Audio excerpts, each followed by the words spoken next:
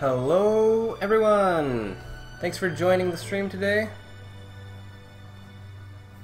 How are y'all doing? You can leave a message in the chat if you feel like it.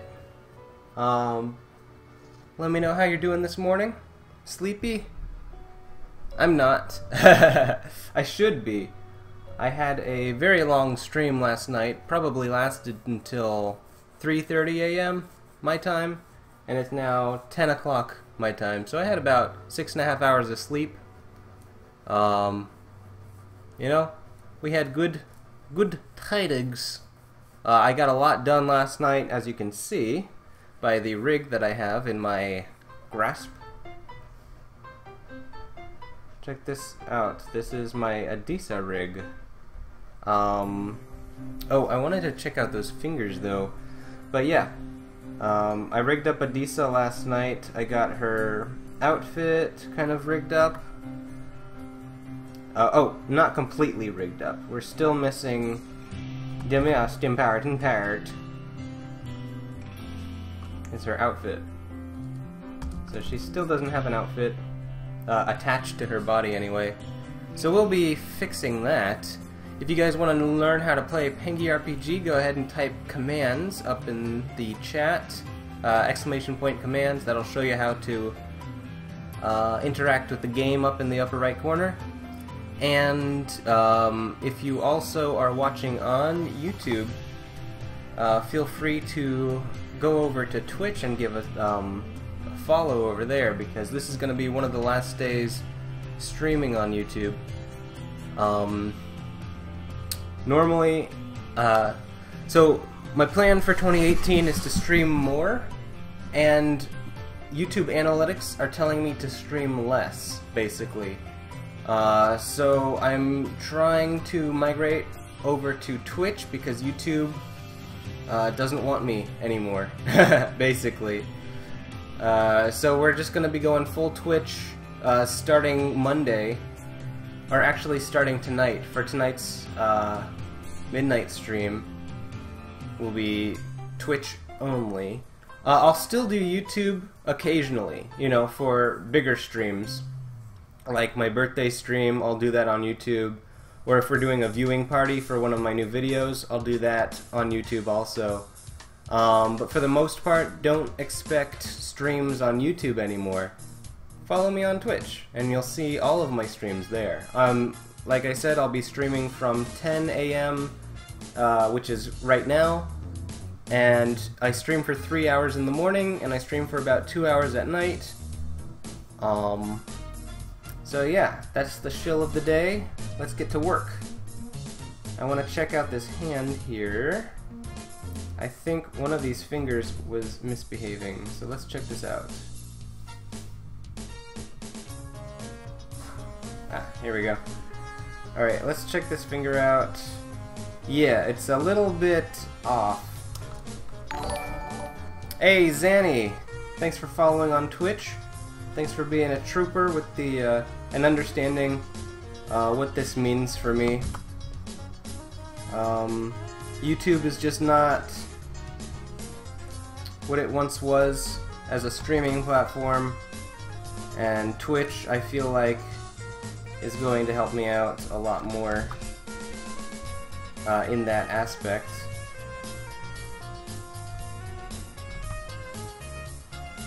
Oops. I'm gonna change that. There we go. Oh, what? I need to do that. There we go. Yeah, thumb looks good. So all these fingers look good. It's just that right finger. Let's see if this one's the same. No, this one's good. I just want to check all these fingers. That one looks good. I'm not seeing any chat. I hope you guys are chatting. Let me do a little test. Penguins. Have some penguins, everybody. I know you guys like penguins, because you followed me.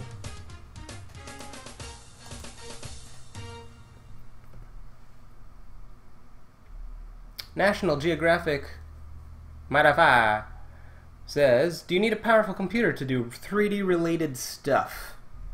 You do not need a powerful computer to do 3D related stuff, but you need a powerful computer to render 3D stuff quickly. Also, it looks like this finger's having a little bit of a heart attack. And this one looks good though. So let's go in here and fix up everything basically.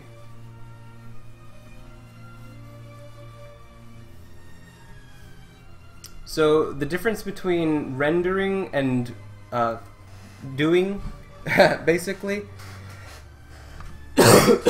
excuse me. Good morning, Penguin Gamer.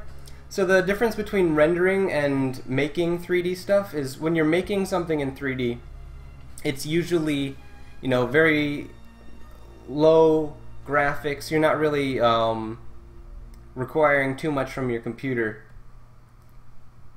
But when you are rendering, what that means is it's taking all of the things that you did, and it's taking all of those things and calculating them all at once to make a single frame of animation that's very high quality. So you can render out something pretty quickly if it's very small, but say if it's like 1080p full HD or even QHD, it'll probably take way too long to render for any sane person. Also, this is the left-hand ring finger that we're trying to work on, so let's go over here. There's Meredith the sales witch. She's got some coins for us. We can pick that up if we feel like it.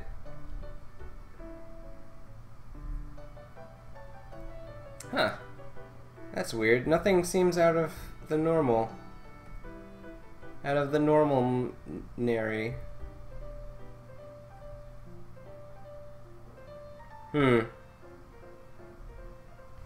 Let's check that out one more time.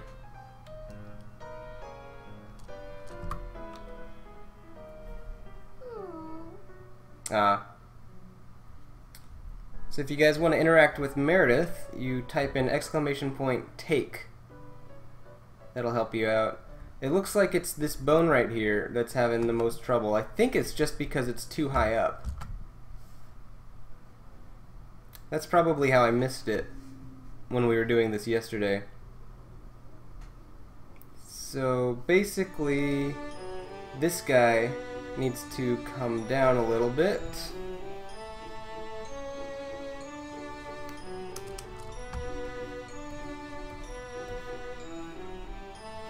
And then we'll do smoothing.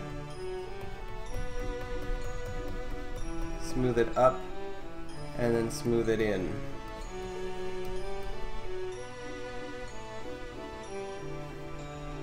Then we'll take off a little bit more.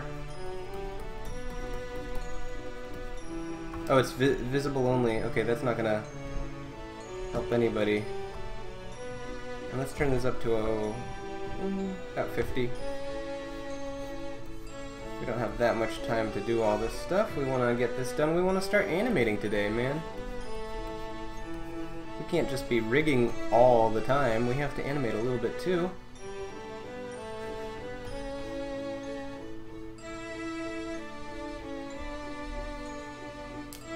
National Geographic. I see, I see. Do you have any wise words for those who are starting out in 3D related stuff? I do.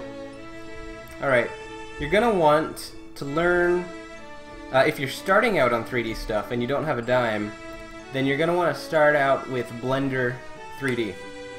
That is a free software that lets you do everything in 3D. I'm not currently using it, but yes, a couple of my friends definitely are using it, and they have mad skills with it. Also, I am kind of thinking, what is going on here with these fingers? Check this out, guys. Like, I don't think they were supposed to be that close together. Let's look over here and find out if it's... No, these are evenly spaced. Check that out.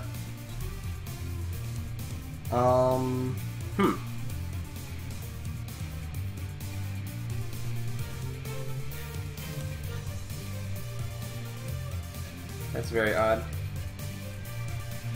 Let's check out forefinger.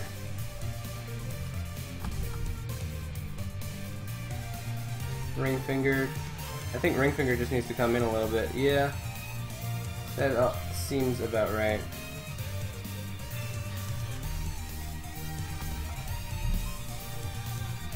Now we have to go into the weights manager.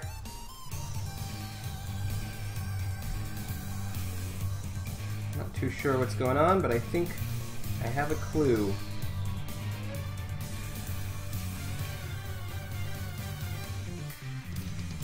Cool, I didn't know you added new monsters. Yes, I've been adding new monsters for a little while now.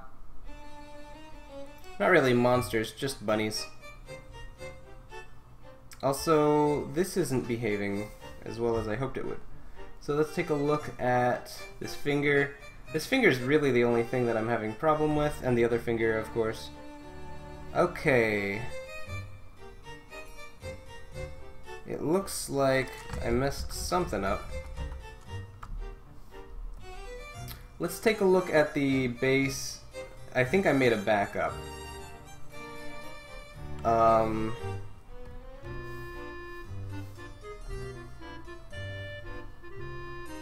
Where is it?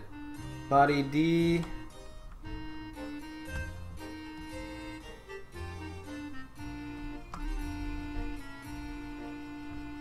Ah, I think I see what happened.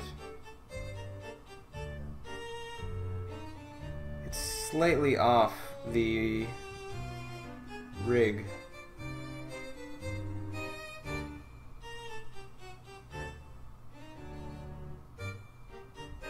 And not slightly, almost completely. Actually, let's go over to Kitna.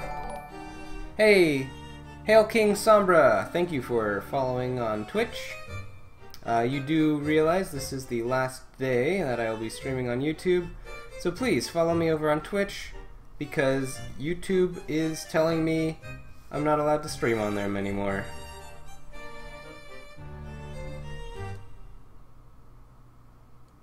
Oh, a little bit of an issue here with this finger. Yeah, look at that. And let's see if that's happening in the base bone too. If that's happening in base bone, we might be in trouble. We might be in trouble. Alright. I got a cool idea. We're going to fix the base skin and then see if we can copy that over.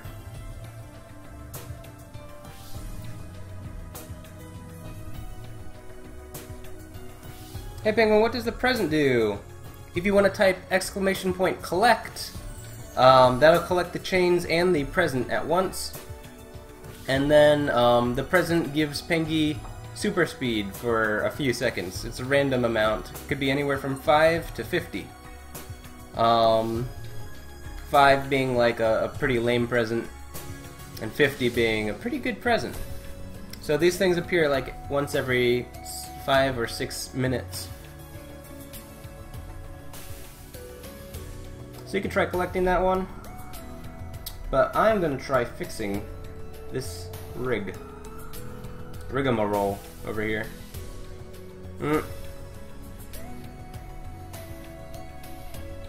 Okay. Right wrist, we have forefinger.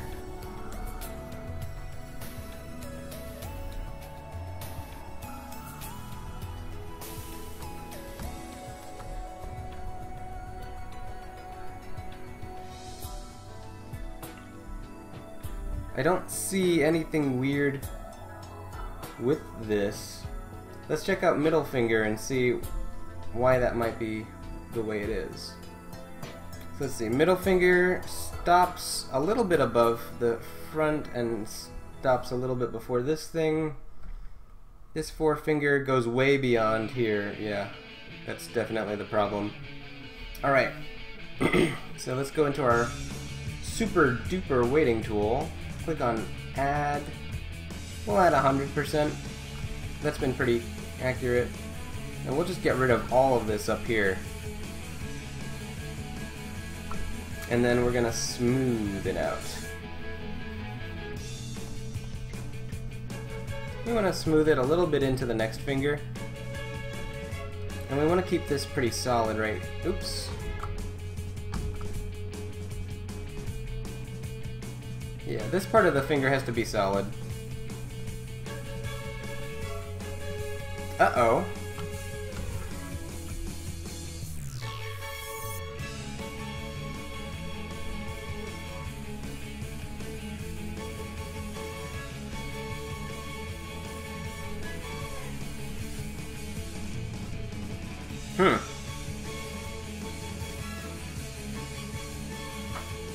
It's normalizing it weird. You want to do exclamation point collect.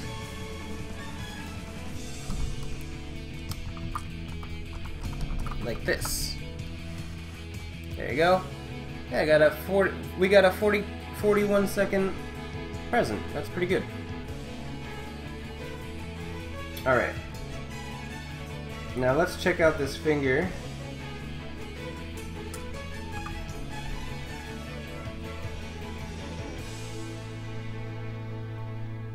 It looks a little bit better, but it's still off. Oh, I think I know why though.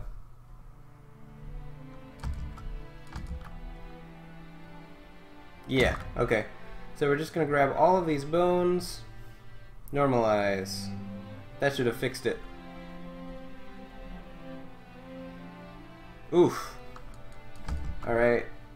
This finger here is having some issues, so let's go up here. Aha!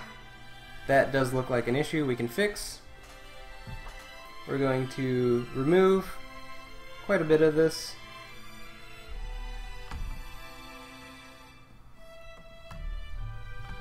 About down to here, we'll just remove all this.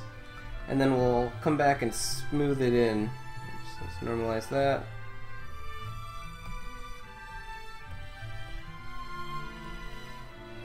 Grab all these. Normalize. Now let's try that again. That does look a lot better. Look at that finger actually behaving. 2 degree. Still looks a little off though. For example, the bottom part of this finger is, yeah, like I said, off.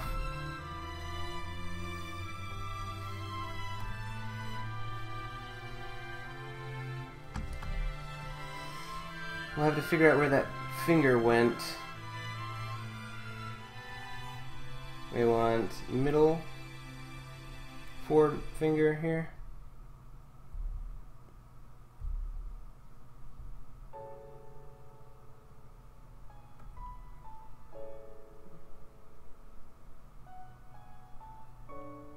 Doesn't look like it went anywhere too crazy.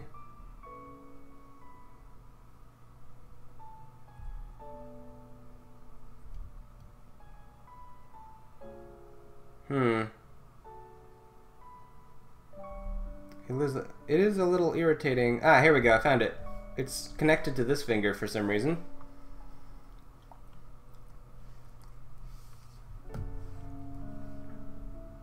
Here it is.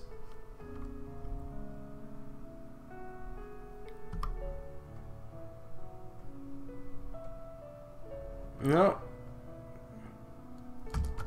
Still a piece of it missing.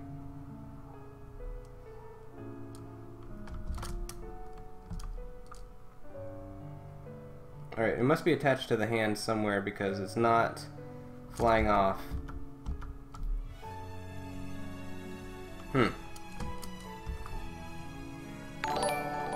Hey, Blue Zero, thanks for the follow. Uh-oh. In trying to fix it, it looks like we broke it even more. Oh, there we go. No?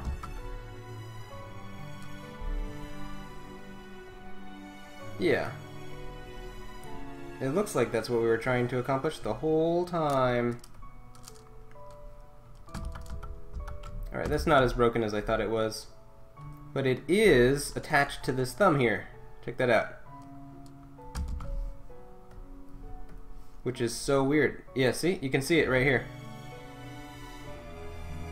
We need to get rid of that.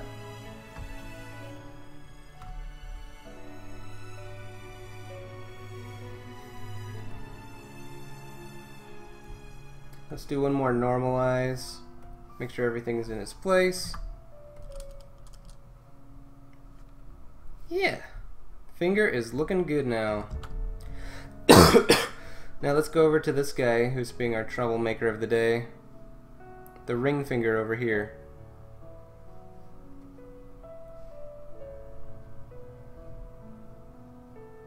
It's not too bad, but it's definitely too far into the middle part here.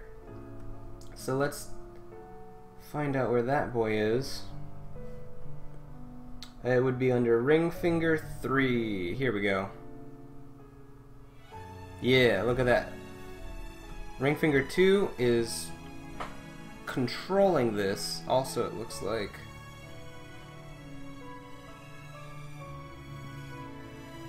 This part of the finger is also off for some reason. It isn't making any sense. Because all of this rotation data is zeroed out. Oops.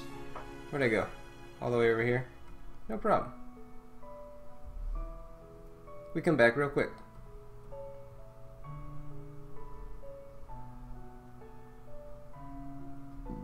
Yep, all of the rotation data is zeroed out. So there's no reason why this should be slightly off-centered. Unless this rotation data, which I can't grab because it's 1 pixel big. Okay, we got it.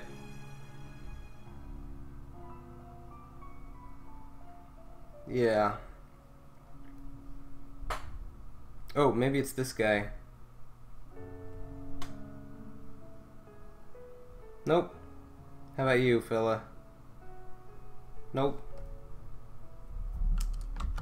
There's no reason why it should be so far in like that. Okay.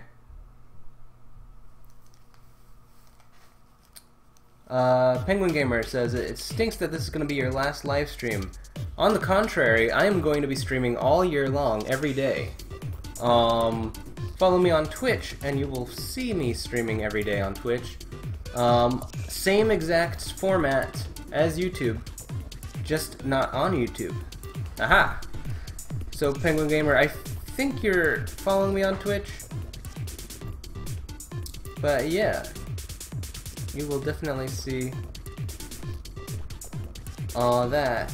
How long does it usually take to model, rig, and animate your works?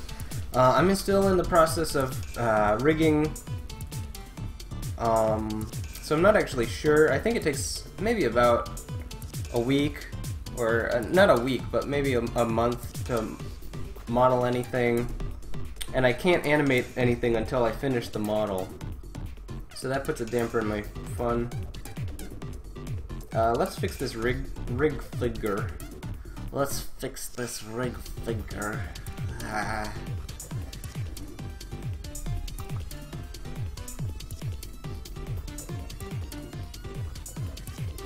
Oopsies. Oh, what's going on here, buddies? It's the ring finger that's off.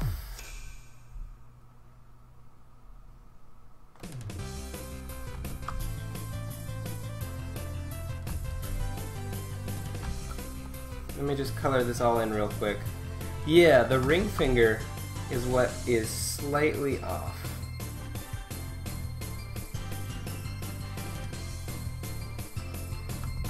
I bet if we move this ring finger slightly over. Look at that, we figured it out.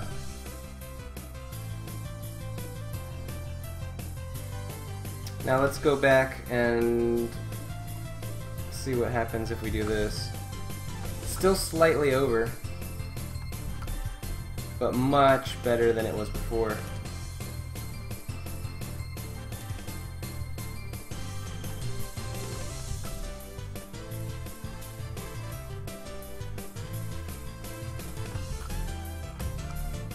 Alright, so it's halfway, I think it's exactly 10. Oh, not 19, 10. Yep, 10 does it. I'm glad we figured that out. Now we just gotta figure this out.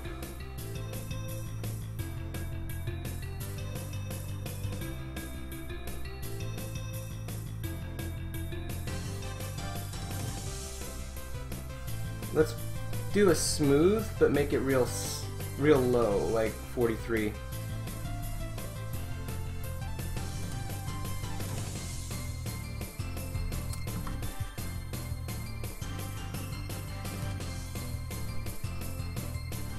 Alright, that looks like it fixed itself a little bit. There does seem to be a little bit of normalization error. So let's see if this fixes it. Normalize. Yes, that looks like it fixed it. I hope. Oh yeah, ring finger a go-go, baby.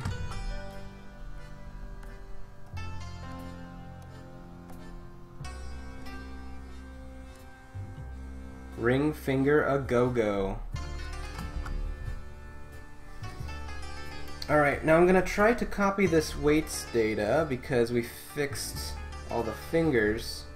Also, we have to fix that bone, so exactly 10 on the ring finger. On the left ring finger. Let's try to remember that. Alright, so let's copy this. That'll copy all of the other things. So let's put this over here.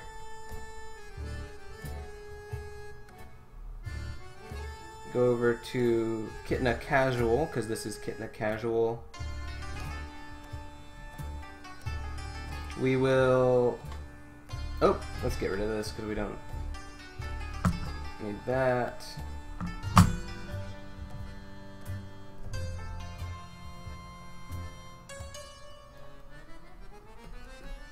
We don't need the bones open, we just need this. So we're gonna take the casual, delete that for a second, and let's try to move this one over. Did it work? I can't tell.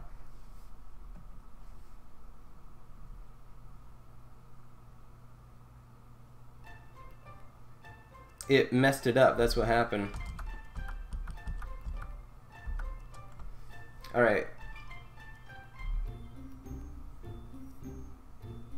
So it looks like it might only affect the new meshes because we redid this one.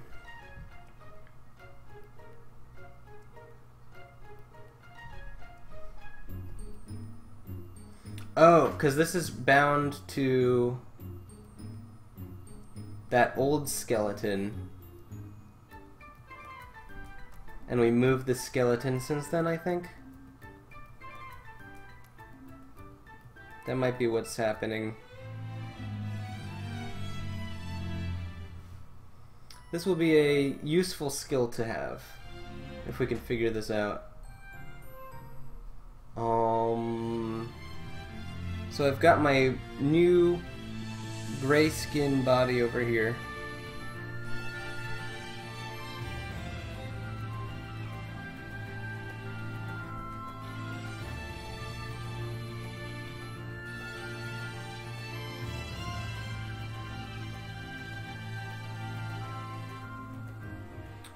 Now all that does is keep the bone data. It doesn't actually fit it to the bones. Maybe if we click this and then reset bind pose? Set bind, wait. No, that doesn't do anything. That's for the outfit.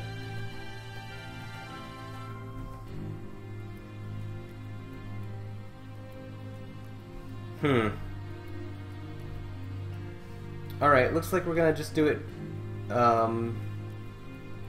for each one of these characters on their own. I really wish I could... Oh.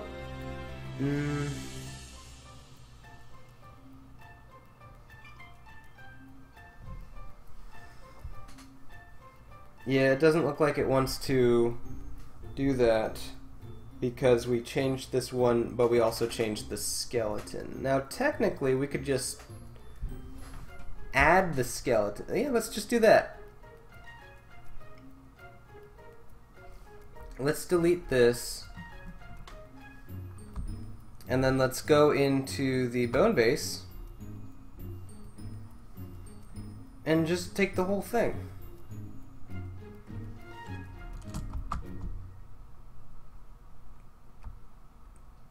So cute, Frosty Snow Cub. Yeah, he's a little baby. Oh, that's the wrong one. Let's go into Kitna. Here we go.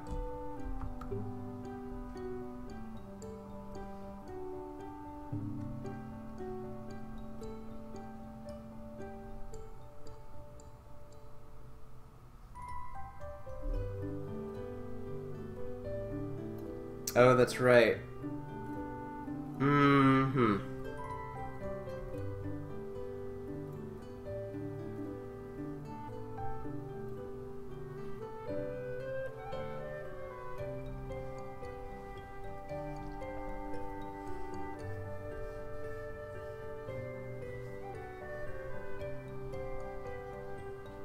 So even though we did that with the bone... Wait, are these lined up? Oh, almost.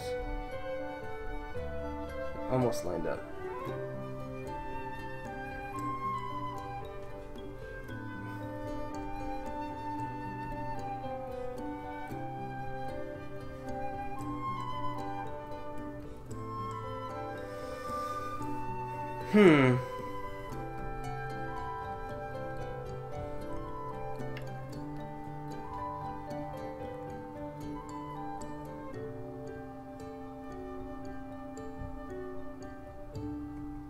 Alright, let's get rid of that for a second.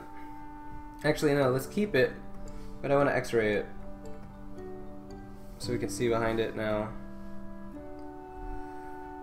Yeah, all of these are kind of messed up a little bit, but I want to keep this subdivide the way it is because that's the exact thing. So let's current state to object that.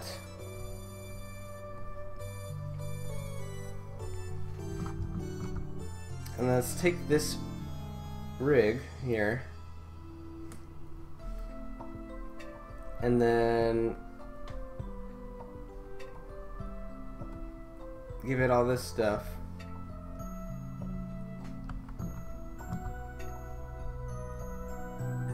Alright, looks like it's behaving. For the most part.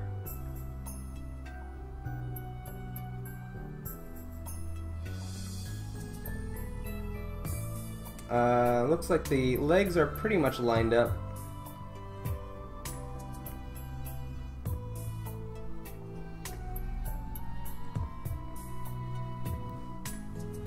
I'm going to try something out, and I'm worried about how it's gonna go.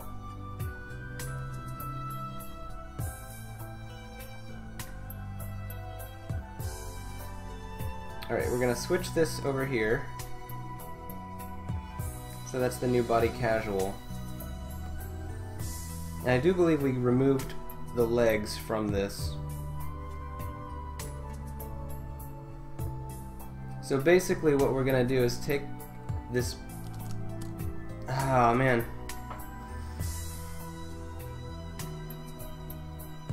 Because the outfit is also attached to that body.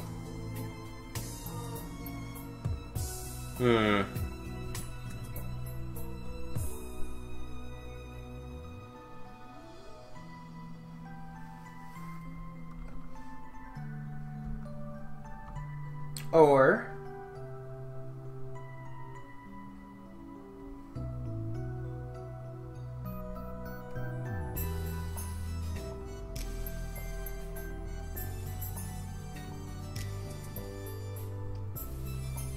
we could do this. No, that has... Why does it have 3 now?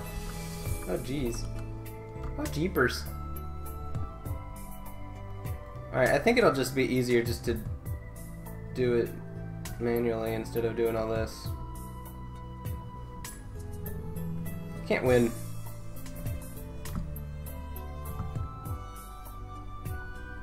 Alright, let's just go in here and fix this. It looks like, yeah, this one needs to be fixed still. We'll start with the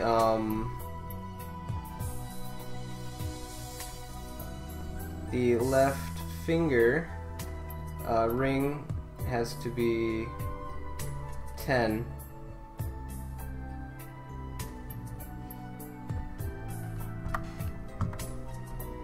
There we go.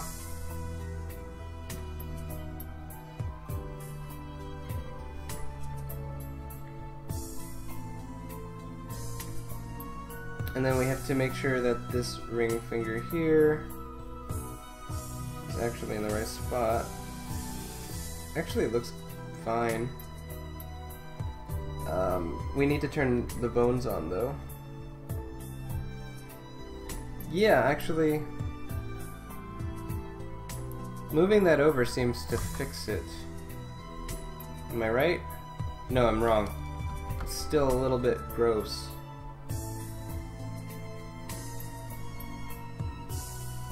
And I think I know why. Here we go.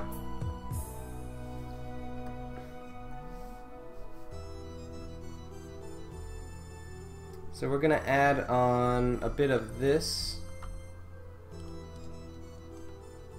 down here,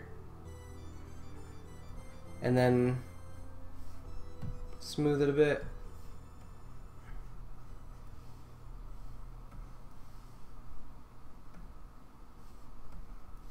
Smooth that just a little bit. Now let's see if that bends properly. It's missing a little bit.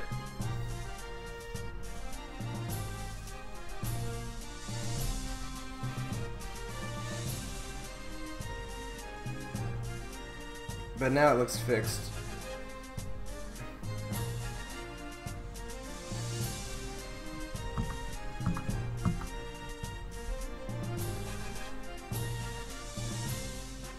Yeah, I guess that's all we had to do. Let's do the same thing for the right forefinger here.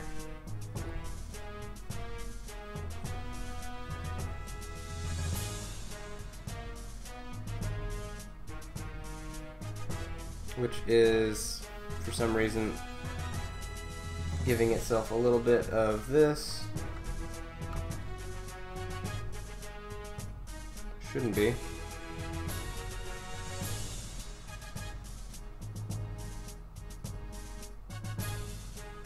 But yeah, this one's doing the same thing. It's kind of overstaying its welcome. So what we're gonna do is add more to this bone right here. I think that dulls it.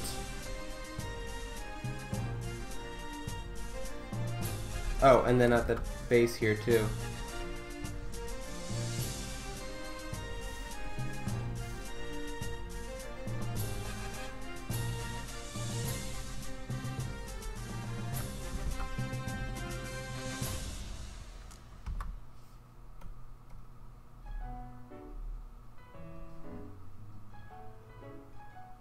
A little blocky, but it looks a lot better as far as the thickness goes. Shop boost. Penguin. Hey, great T-Man. Thanks for following on Twitch. Glad to have you here. We are working on some rigging right now. It's coming along pretty well.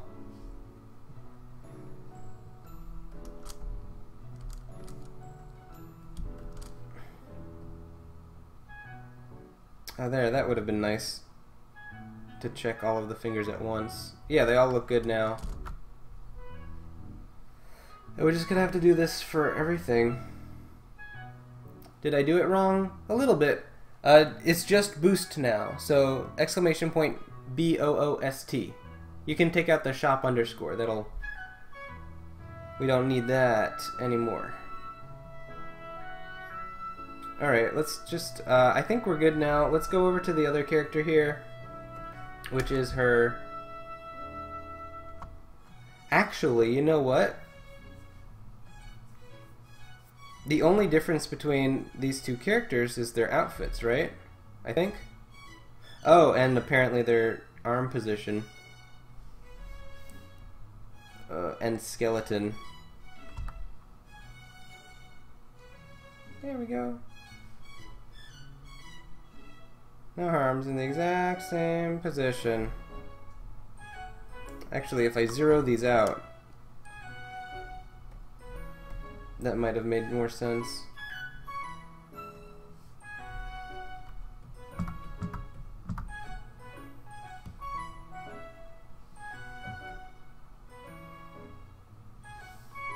And these two are already zeroed out.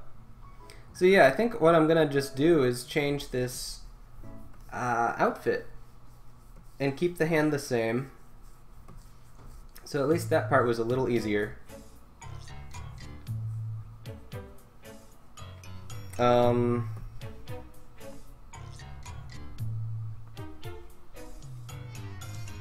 What was I doing? Oh man. Brain farting over here. I think I'm gonna copy this casual.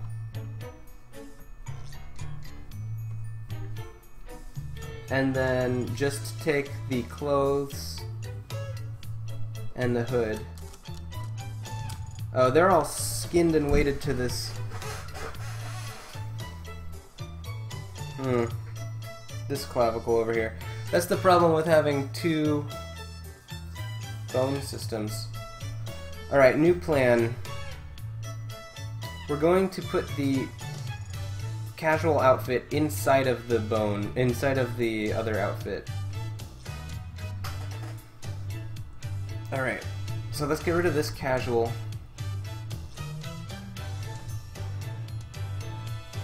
Let's take clothes and body casual and move them somewhere else.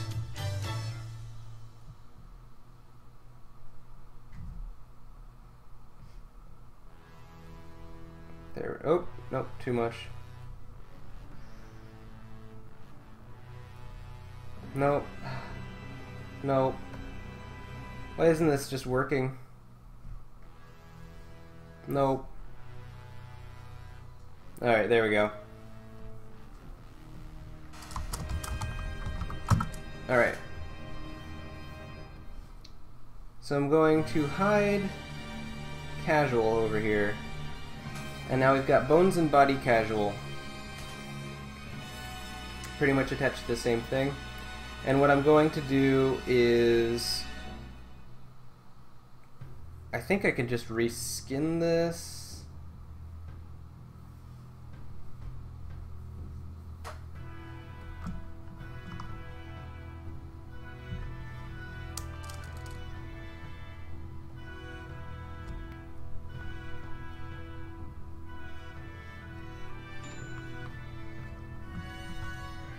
Body.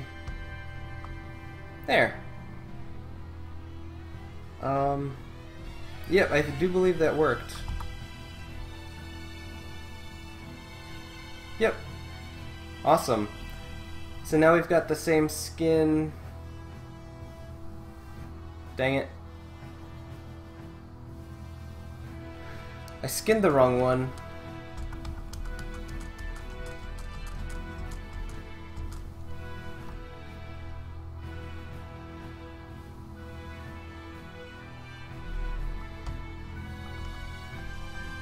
You know, it's too late at this point.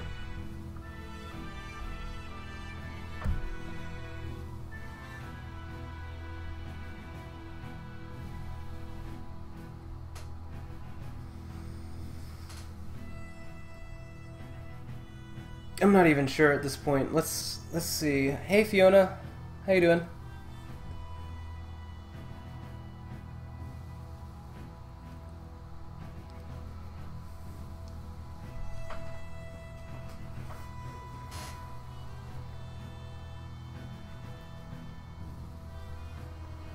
Alright, so pretty much I messed up.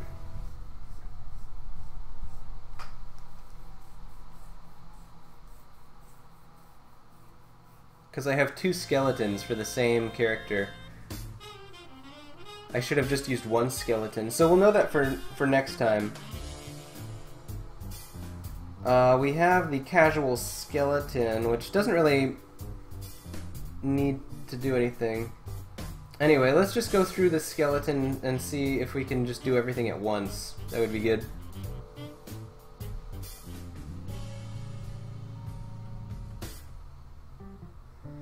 Alright, let's take the left finger and see if that's still broken on this one, which it is. Left ring finger should be 10 centimeter. There we go. Never a dull day in Penguin World.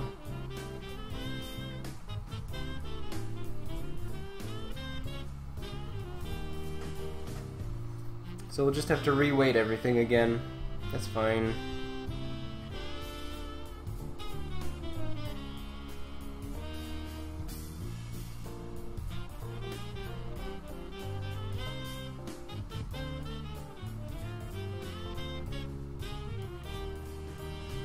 We'll just smooth this out a little bit.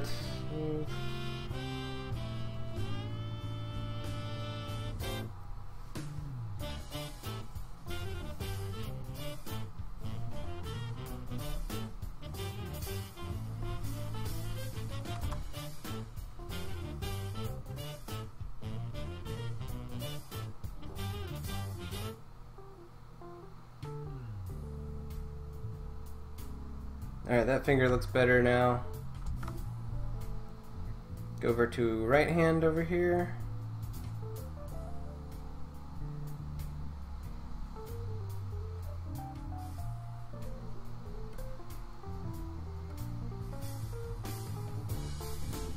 And it was the ring finger that we were having trouble with. Nope, not the ring finger. Ring finger was actually pretty good. It's the forefinger here, which is overstaying is welcome. We'll have to do this one more time, guys, because I messed up.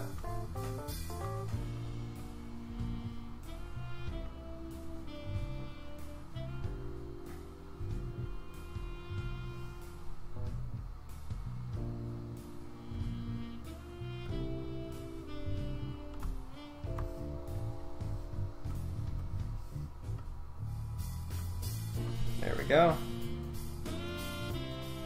And then we'll smooth that out just a tiny bit. That's fine. This one too. Okay, cool. Oh, but we want to make sure we get rid of that. Oh, and this too.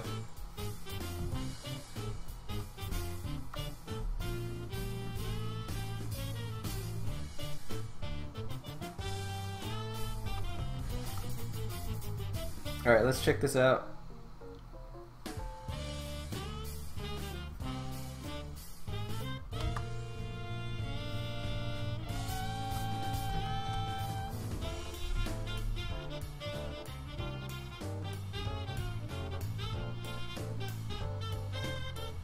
Both of them are working the same way, fortunately. And they are actually working, fortunately. I'll give that a pass. Alright, fingers look good.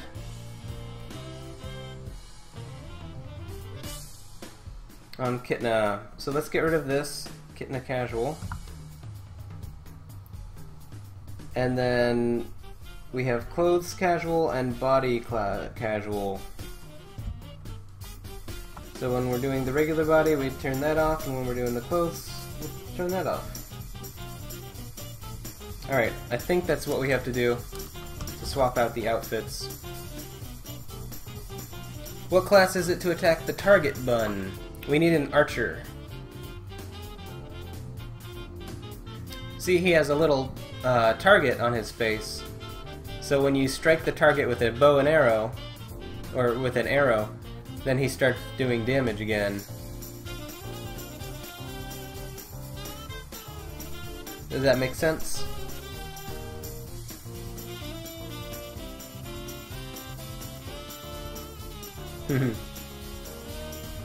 Archery. Bazoing! Bazoing! Alright, let's go in and fix Adisa real quick.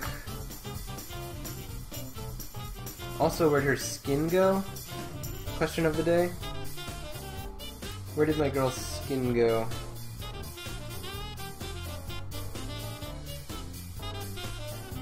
Ah. That's right. We were breaking everything. Alright, so we just gotta do the same exact thing one more time. Move that ring finger over to 10. Oops, 10 might be too far on this one. She's a dainty girl. She's gonna need 9.2. Alright. And we're gonna have to reskin this a little bit. Bear with me, guys, this is not fun for me either.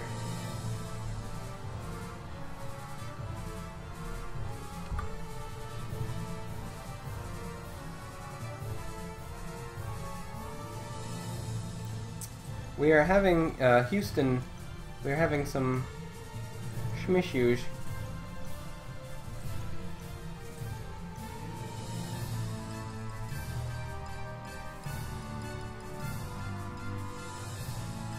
Normalizing isn't doing anything.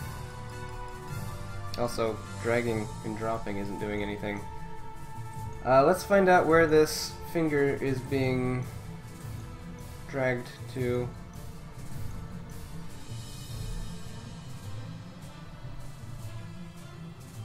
It's being pulled over to this pinky, unfortunately. Which is very unfortunate.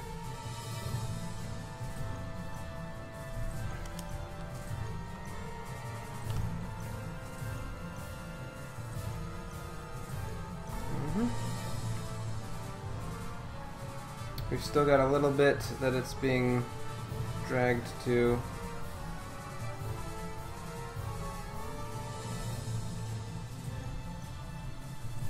Middle has its claws attached here.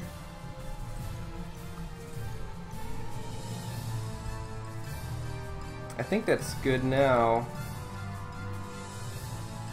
We should be good. Let me just check for... no, I think that's good. Maybe we'll just check the wrist. I'm always scared to check the wrist because something's always breaking. Looks fairly decent for now.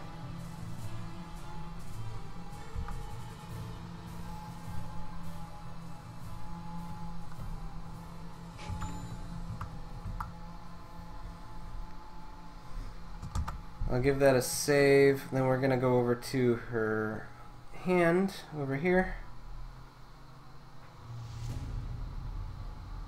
Yeah, there we go. Couple of typos, but we finally nailed the coffin shut. If that's an expression, I don't know.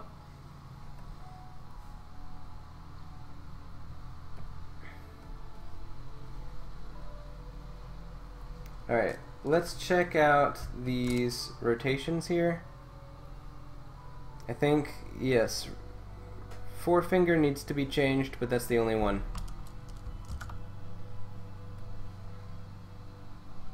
So let's get on that. Again, same problem as usual. Why is that over there? I don't think anything else is leaking. Accidental leakage. Alright, so this forefinger we're going to add the weight back here and here. And then this tip one is good, and then this base one looks good. Tip one might take just a little bit more. There. And then we'll go in and smooth it out just a tiny bit.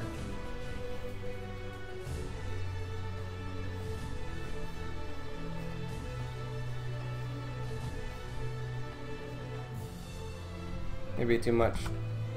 That should be fine. Alright. Let's go back into these fingers and curl them up a little bit. Something looks a little off. But the weights are correct. I think it's just the smoothing error. Actually, if we want to be technical about it, I think the smoothing would actually be more effective on the top of the fingers rather than on the bottom of the fingers. I'm actually a little terrified to do anything about that.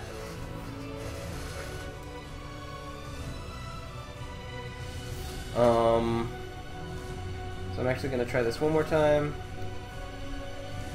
With a fresh look at it. I'm going to say it looks good. Looks good, feels good.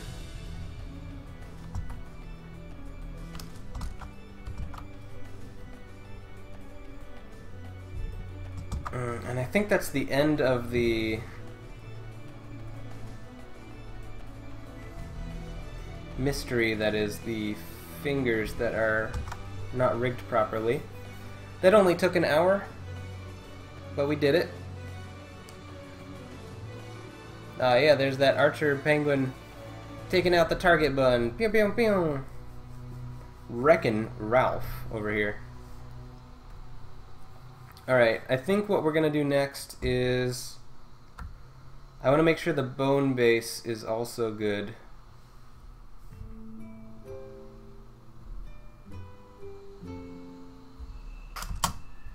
So we're gonna grab all these. Oops. You know what, let's just lock everything. That makes things so much easier. Alright. All the fingers on this side are fixed. What about on this side? How are you little buddies doing over here? Ring finger, are you still holding in?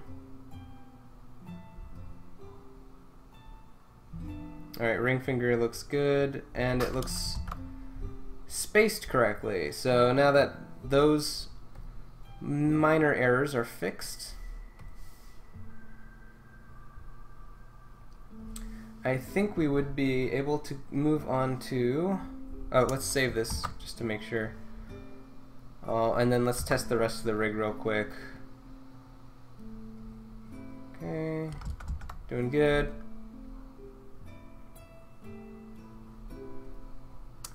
I'll make sure this IK system is still working properly. Problem after problem, am I right?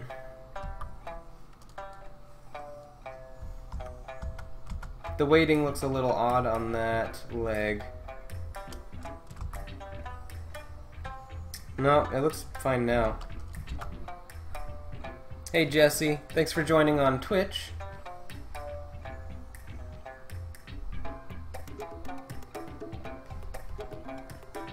I want to make sure this IK system is good.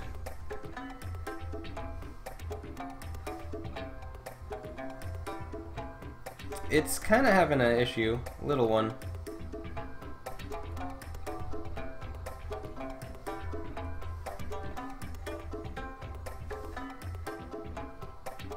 Elbows are going way too far back, it seems.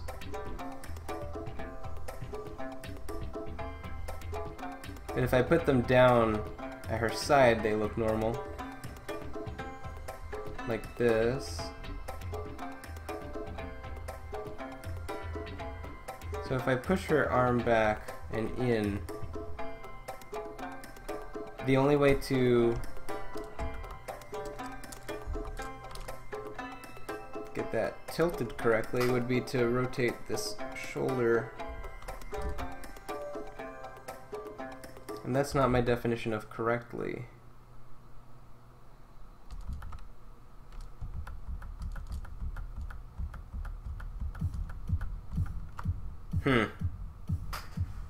Well, worst case scenario, we know how to fix it very easily.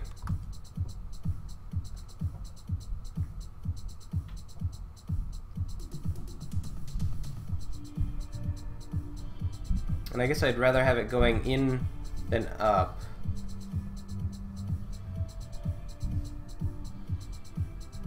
So let's try out a very basic pose, which would be forward. Yeah, I guess I'd rather have it like this. We can always affect the twist. I think I am going to add one more feature to the rig.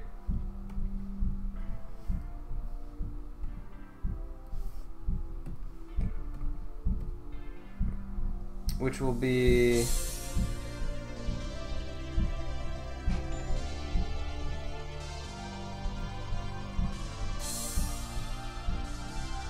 a tilt, 100% tilt.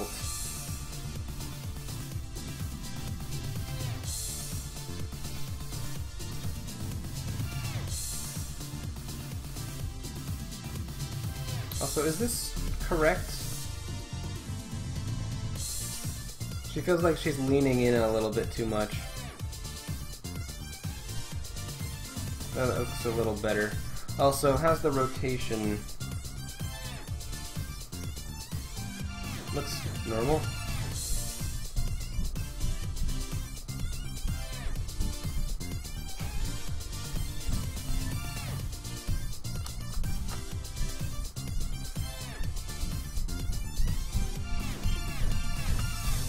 I might put this one down here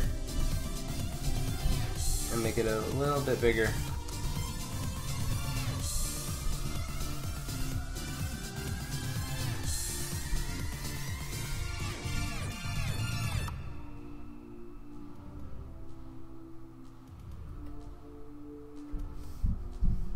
I guess we could keep that one black. So let's pop this into where the torso control is.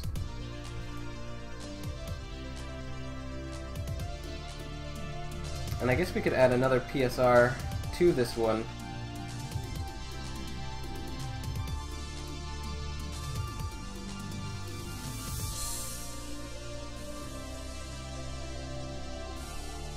Oh, that's just for the hip.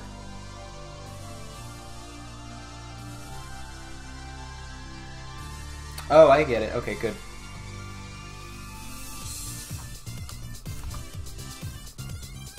So that will bend forward, and then torso control will tilt.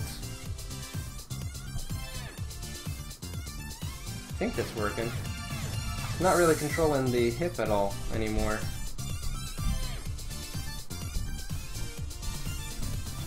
Feels like this one's the only one that's controlling the tilt.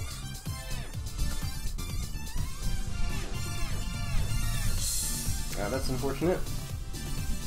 How about we do weight 50 and 50?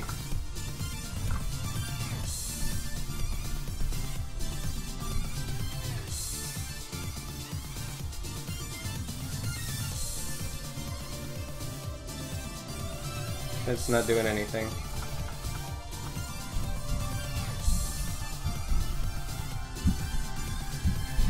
Oh, I got it. Instead of having the hip be controlled by both of these, how do we get rid of one of them?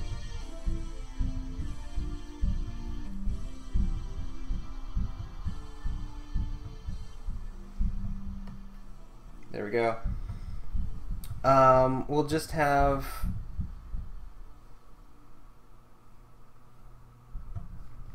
torso control be affected. No, not by the position. By the null. It'll be local. There we go. So now when we rotate this, nothing happens. Wait, when we rotate this, that happens. Torso control, nothing happens. Okay.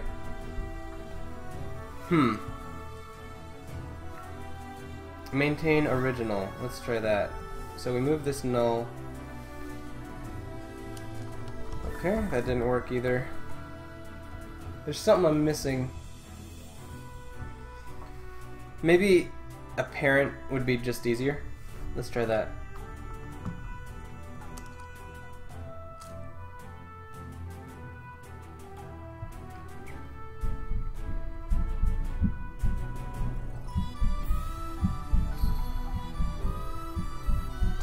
No, this would be the parent of this one, right?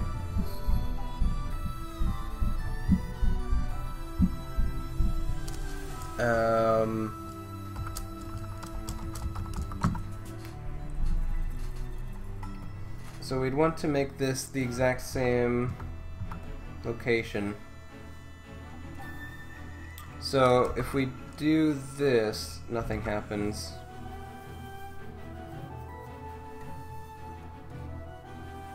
Oh, okay, I think I got it now. So this hip will be... Why does it say position? Oh, I get it now.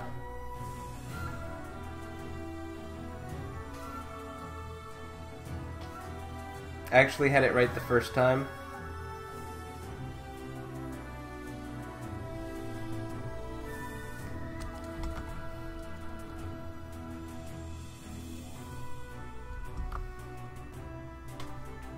Actually, what would it be like if we did rotation with the torso control?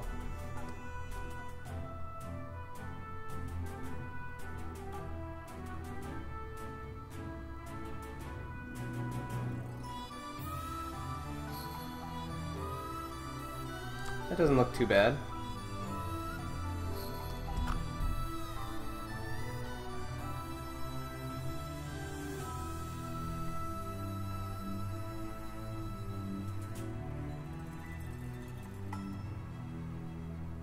Actually, it looks a little better.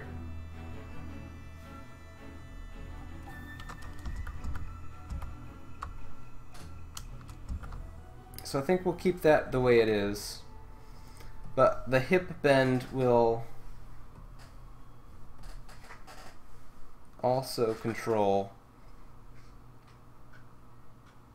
the rotation. So instead of...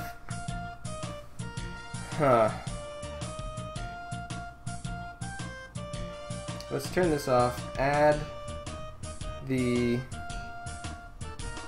hip bend, oh, not position. There. So we've got torso control, which will bend everything. Now we've got hip bend, which only bends the hip. Aptly named. So now we can do little weird poses like that. Sweet. I want to make sure that looks right again. Also, it only says 50%. So let's try to do torso control again. Boom. That looks really weird. So let's do the hip bend. And then torso bend. Back up. Yeah. That looks funny. I'm gonna keep it like that.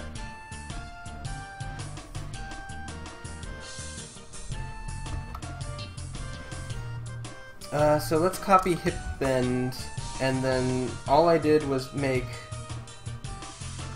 that a parent of torso control, and then copy it to the rotation of the bone. Okay, let's do that for Kitna. Hip bend, we'll put that in torso control. And then make this have a new target for hip bend. I think that'll do it. Oh, make sure torso control isn't being weird. Okay, I guess that's good. So let's try that again. We'll do hip bend, where we tilt that down. Oh, it's all breaking for some reason. Oh my goodness. Torso control. Tilt it back up.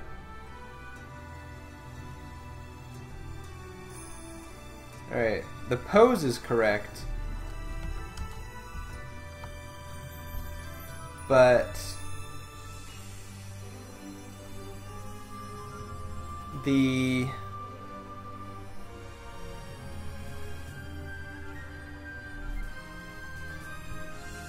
application isn't very right. We'll have to look at this hip real quick.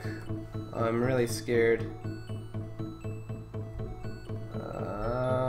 Doesn't look too bad.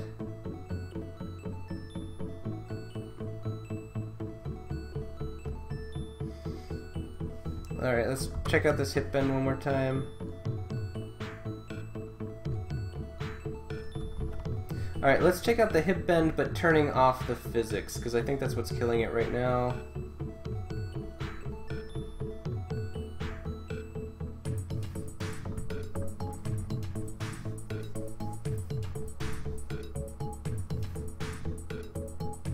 No. No physics, but the stuff is going crazy.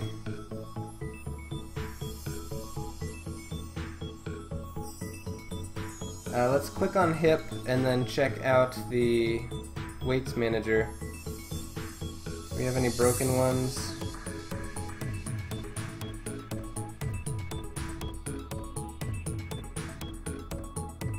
Doesn't appear to be broken.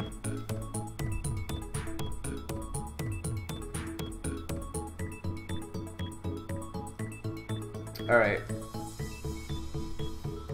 Let's go through each one and find out what might be wrong.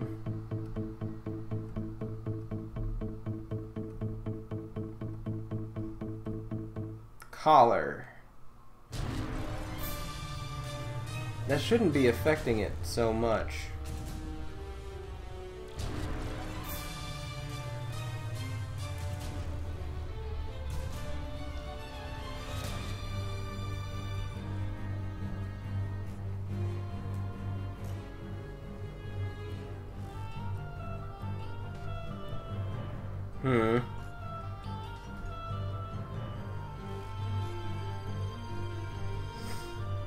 Alright, so what's going on over here that's making it just fly off? Oh, is it attached to the leg? Alright, it's not attached to the leg. It is the arm, apparently. That's making it fly out like this. So what we're gonna have to do is let's hide the body.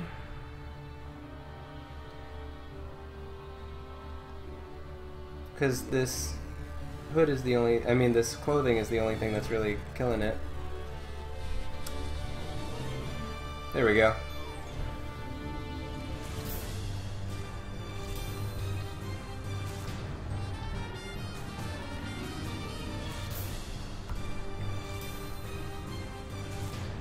So that was the worst of it, but we still have some more that's happening here. Like, for instance, this one. And then we've got collar, which shouldn't be doing this. That's already looking 100 times better. Get rid of this right there. Boom. And I think that's acceptable. Let's turn the skin back on. Alright, yeah, that already looks 100 times better.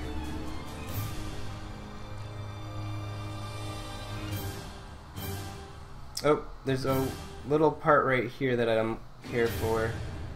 I think what we'll do is just smooth that out all at once. Or not. It could be just attached to this, which it looks like it is. Smooth.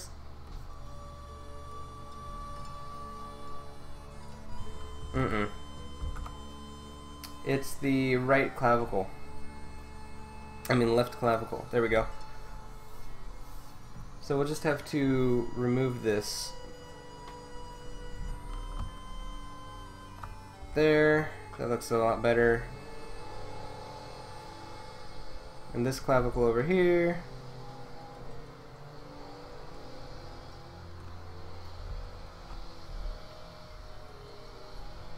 Alright, I think this is a lot better. I hope. Seems to be something weird going on in here.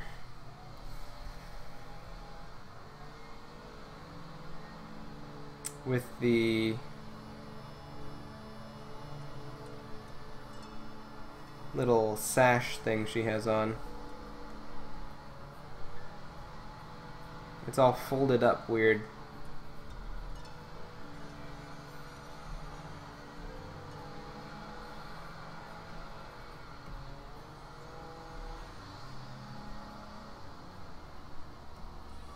Ah, it's part of the collar here. So let's turn this off. Nope, that doesn't seem to be it.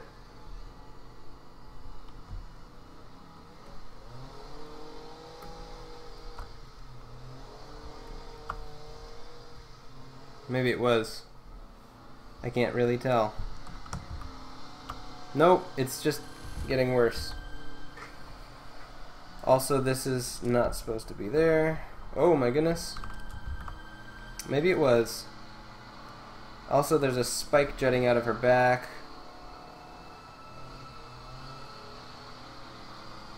I'm gonna say, let's undo a couple of this thing, hide the body, and then start working on it again. That terrifies me.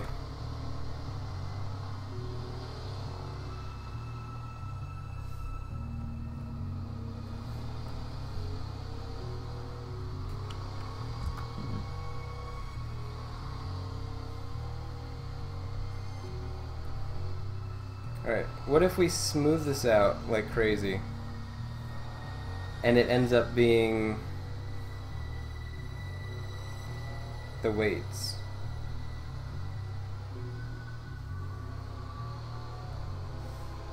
Do you know the weights? It wasn't the weights.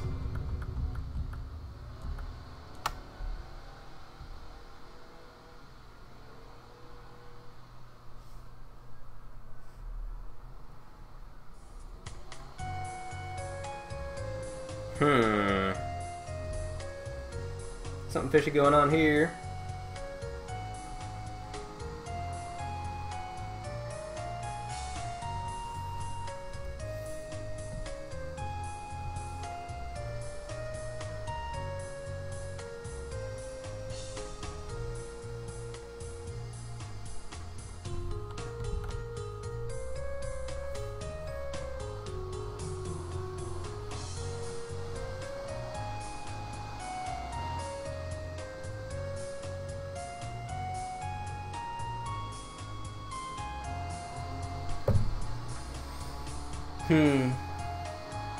And then this will probably have to change too. I didn't want to be doing this all day.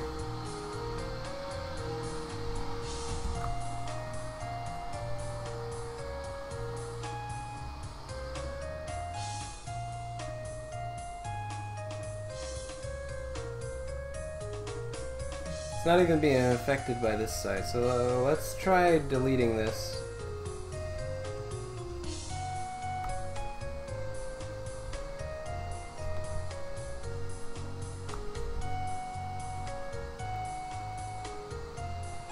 Oof.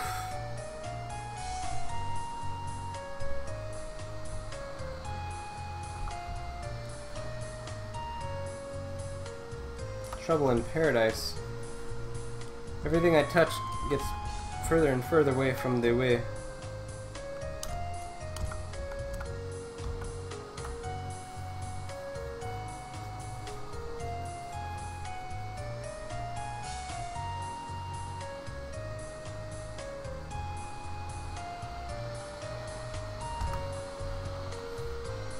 Alright, let's tilt this back up.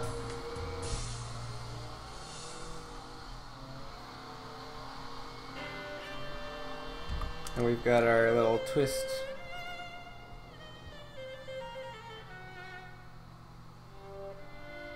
Everything is farther from the way.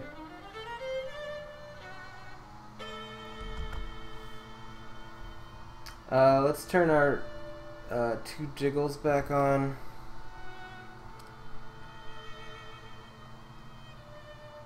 They still look to be behaving properly. The hood is working, and the front is working.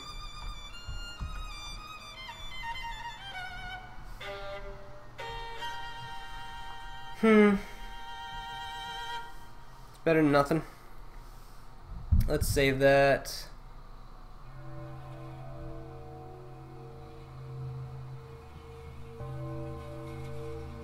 Kind of figured I would have problems with this overlap.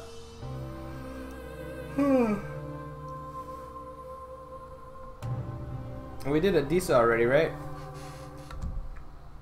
No, we didn't.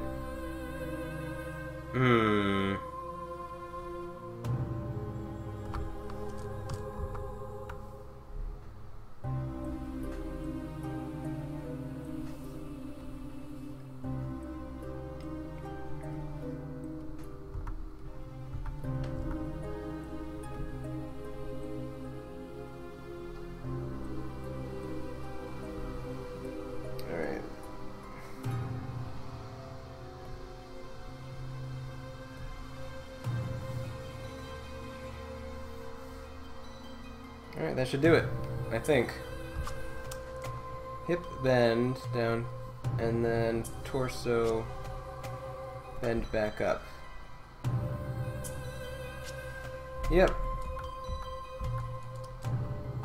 Alright, now we just gotta weight these things here. Or outfit. I want to make sure we have all the outfit together first, though. The wings are going to be separate. We'll probably attach them to each clavicle.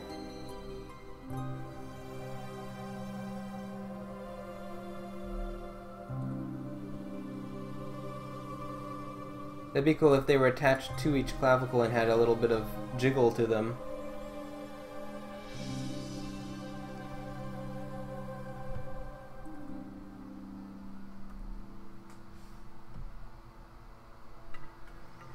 I might have to redo these wings system, but I'm not going to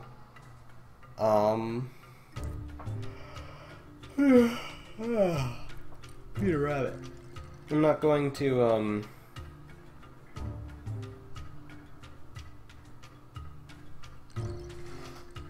I don't know what I'm thinking.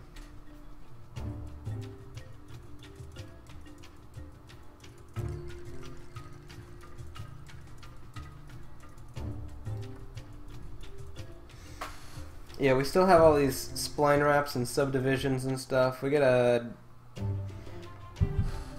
get rid of that and start weighting it. Actually, I think that'll actually fix a lot of this problem here.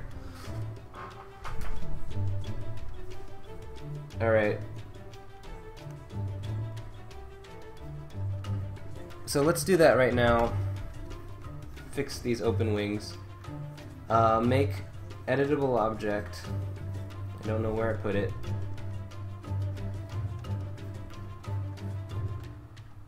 Put it in here. In here. What's this? Is that the same thing?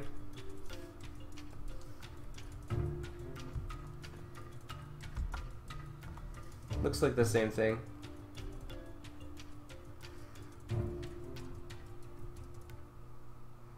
That looks right? Yeah. Let's move that back.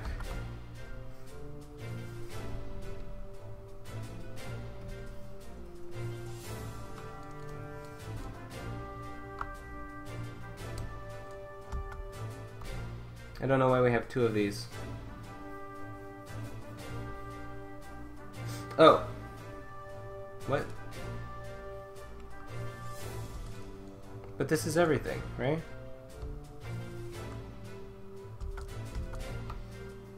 I don't even know.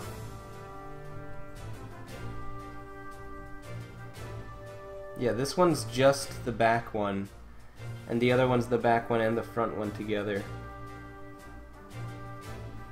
And I kind of want the tip of the wing.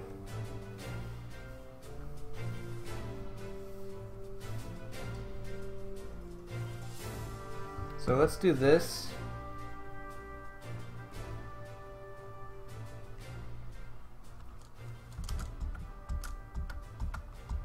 Let's move it back down. Delete this. Get rid of this subdivision surface. Move these out here. Hide that.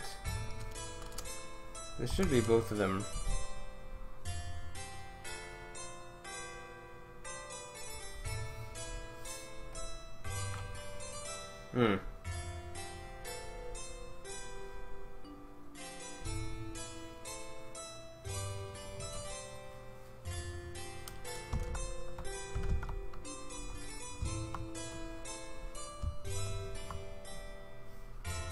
Alright, that's everything. Or is it? Yes, it is. Okay, good. So I'm just going to make bones for this, I think. And then we can actually flip it, I believe.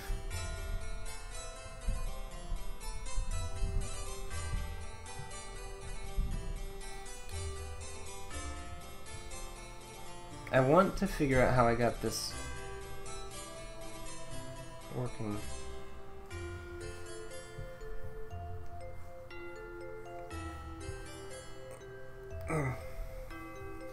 So actually, if we're doing this, that means I'll be able to take out these upside down guys and this whole wing.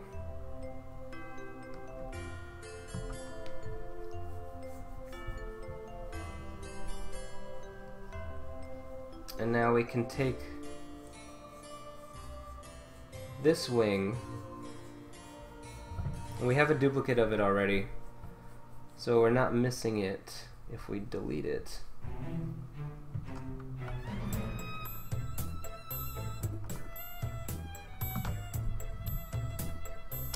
So we put these two together, and then one of these guys, this one, we're gonna just affect his gradient so it comes up a little higher. Oh, not that one. Apparently they are the same. That does seem to be the case. Alright, let's try this. There we go. We already had one pre-baked in the oven.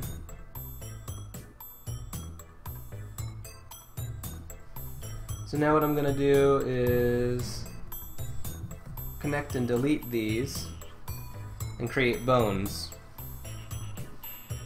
So we'll do that from the front view here.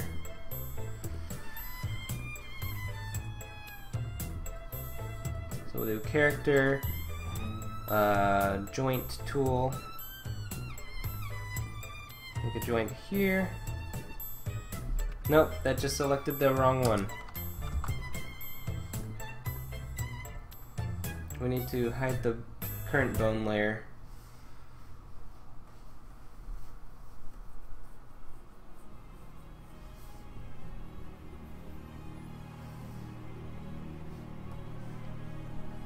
Alright, let's just do it the way we did it before. Joint.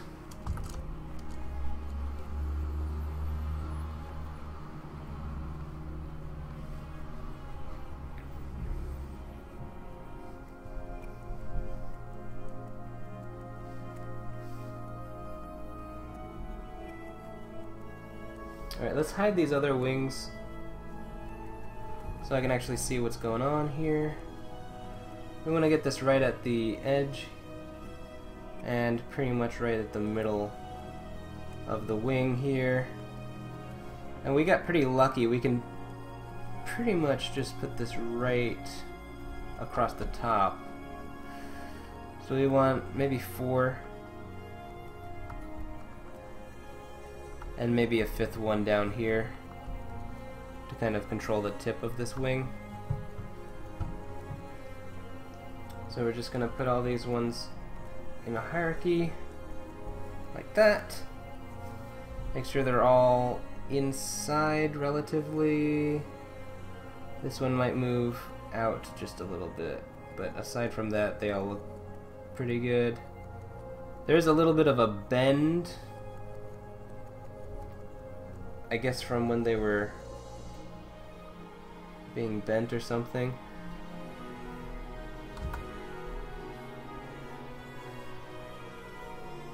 So we might actually move this one back and out, like right here.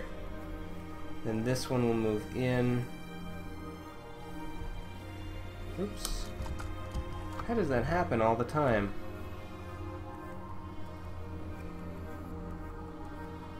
Must accidentally be clicking things. And then 3. We'll keep 3 where he is. Alright, that looks good. So now what I'm gonna do is find out where I put these wings. And put them up here. And then just completely get rid of this null.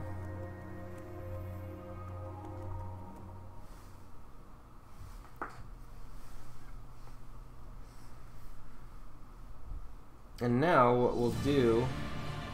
Uh-oh. Her shirt's poking through a little bit. I don't know how to fix that. Oh no. We're just going to take all these points, bind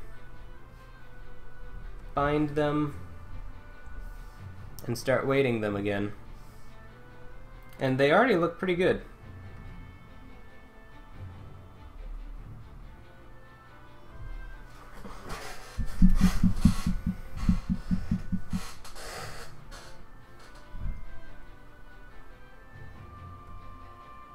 This one might need more influence.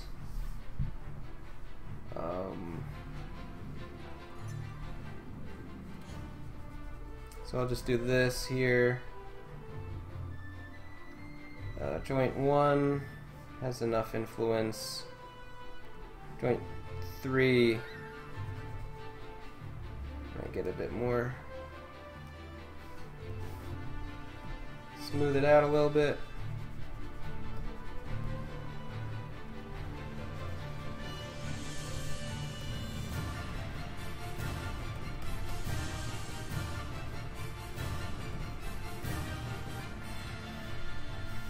Alright. Make sure it looks good from the back. Pretty good. Now let's set this up with an IK. Cinema 40. Actually, before we do that,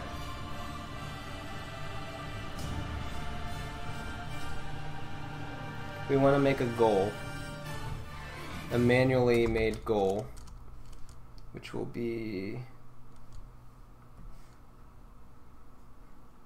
here.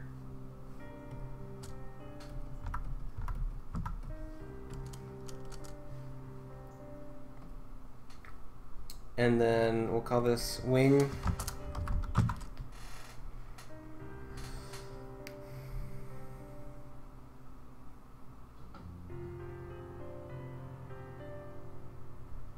And then we want to start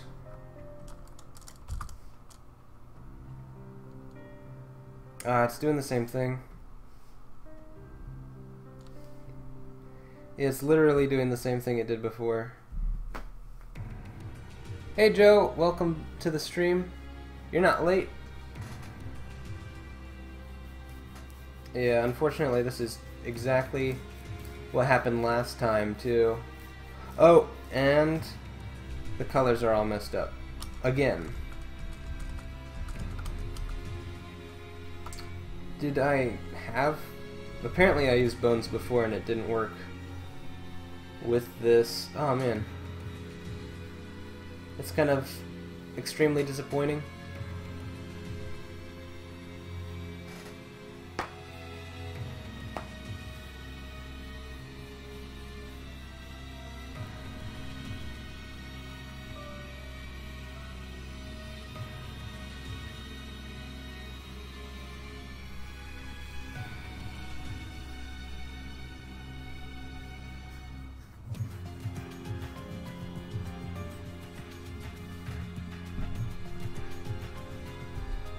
Alright, so it looks like, yes, everything I was doing is terrible and it's not going to work the way I want it to.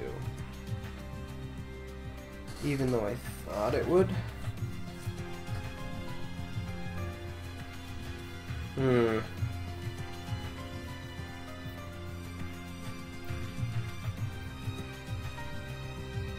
I thought it was going so well. Looks like one of those occasions to puppet this figure. I figure you're right. We've been getting real far though. Like, check this out. Like, the arms and everything move very fluidly.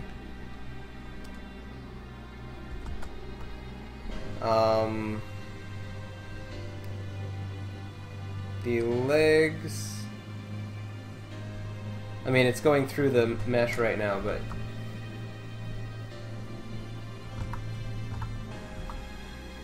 normally they work very smoothly.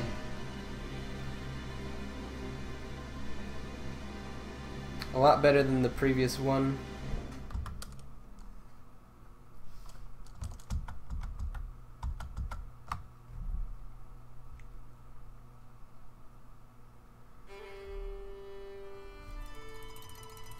We've even got some twist.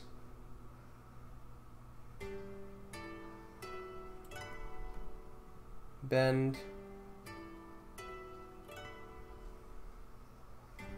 I can break the whole thing if I want.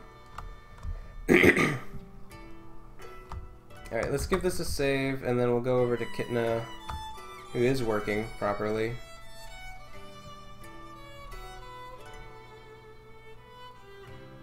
Sort of. Sort of working properly. Not entirely. Alright, see ya, Penguin. Thanks for joining.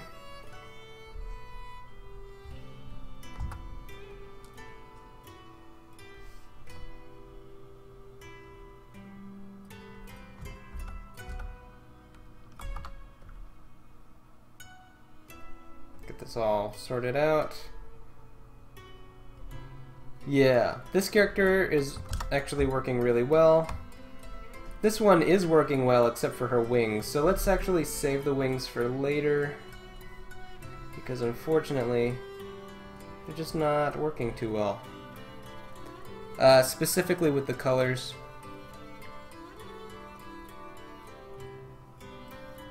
You know what might work is if I did a UV texture map. Is there any UV on this? Yeah, there is.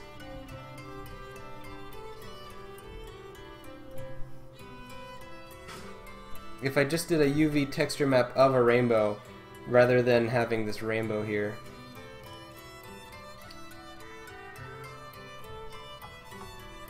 So let's open up Photoshop and make that real quick.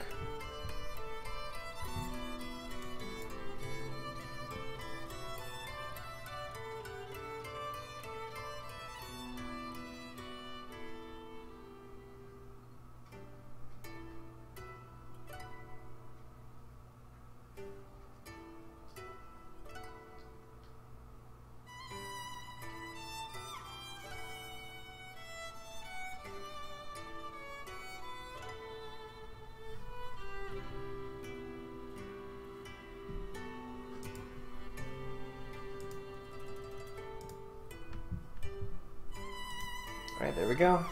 We're gonna make this pretty low.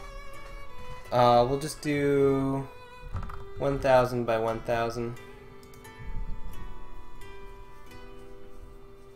That might be even too high, but you know, it's not breaking the system. Alright, let's choose... Oh, let's go over to our character's wings.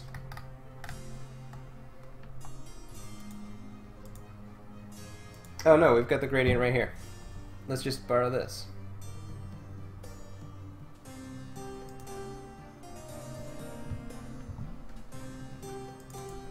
Alright, so this green is 250 for the R, 238 for the green, and 147 for the blue. That doesn't look like green at all.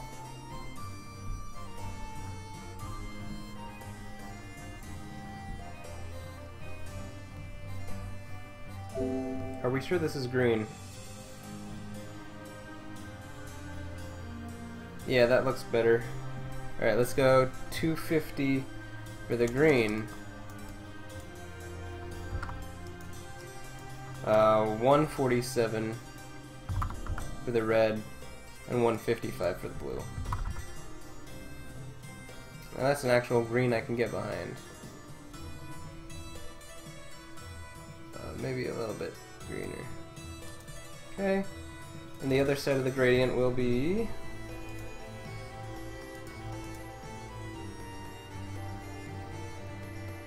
we got 171, 217, and 255. And we've actually got one more color. Down here, this is going to be darker blue.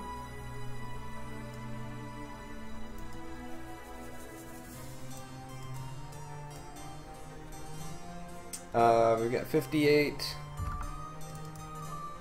137, and 202. Alright, that looks pretty good. Let's get this gradient. Probably the other way. Let's save this as a PNG.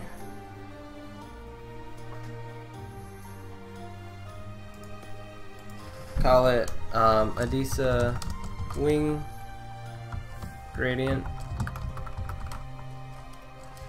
And I think we might save that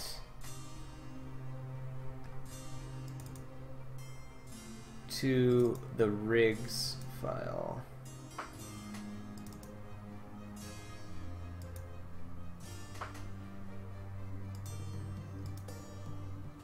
Okay. So I think that's good. Let's go down here and make a new material.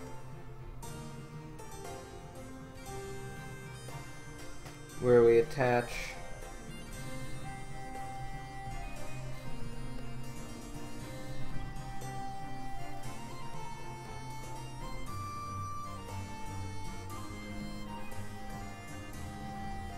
that.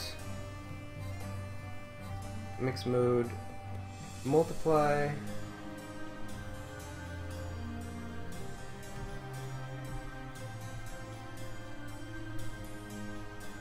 same thing,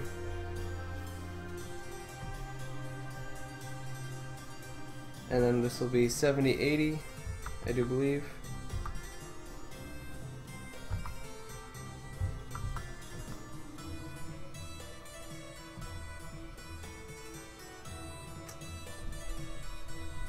That's just a gradient, but this is a texture.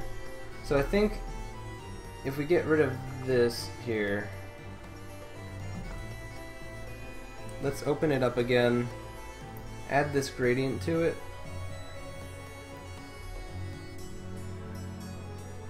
and I thought something like this might happen, but if we do flat and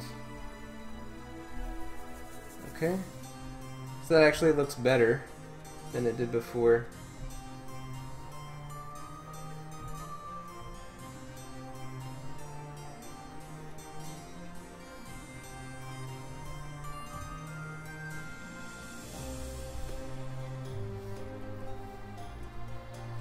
Ah, it's still doing that though. It's taking the gradient and it's just going crazy with it. It's not actually projecting it onto the object itself.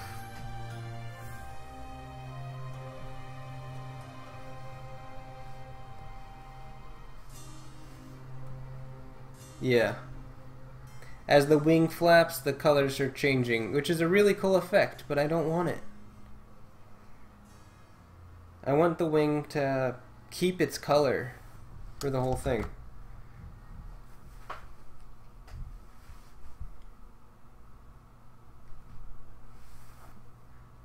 Alright, let's undo all that. Try to get back to our old setup, like this. And there's gotta be a way to do the pinning.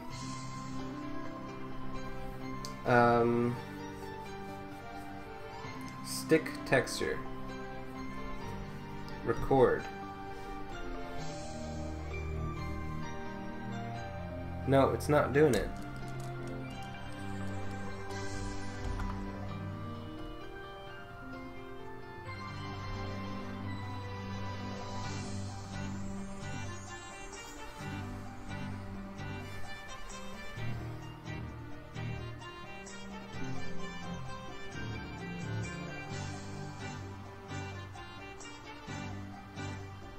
Bake texture.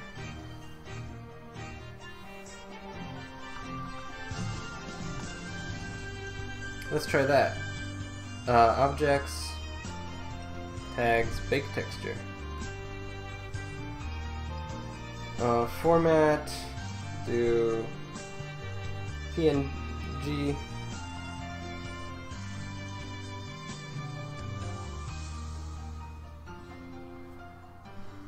Width and height, I think we can... Let's just do automatic.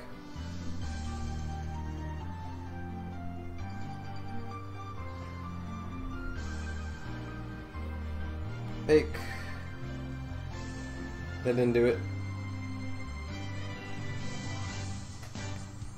Actually, don't know what it did.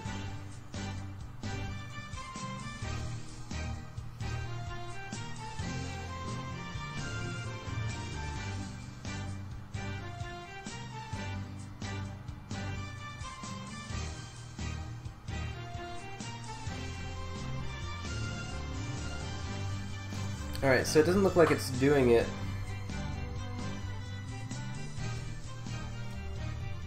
Oh! It sort of did it.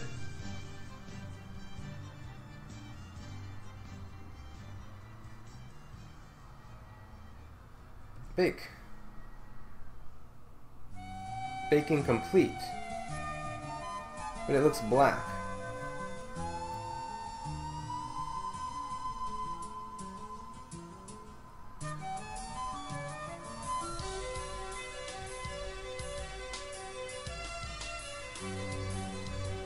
I'm gonna have to look this up real quick.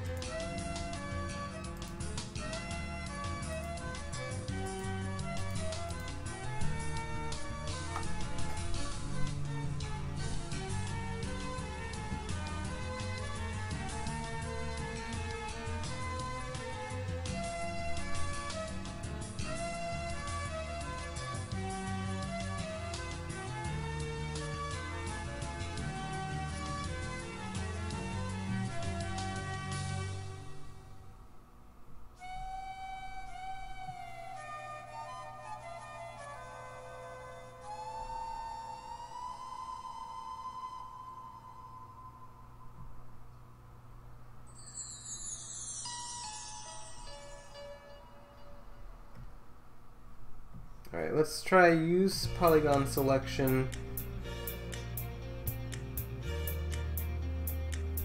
Color and luminance.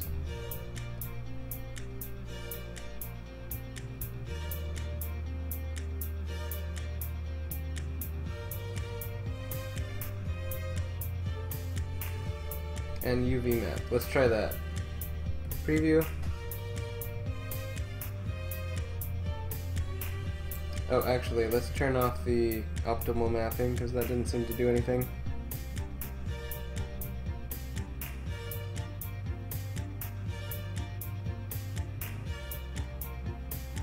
Hmm.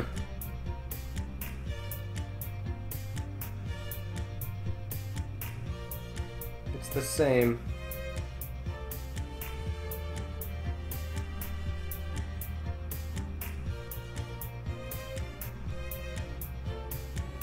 Doesn't actually look like it did anything.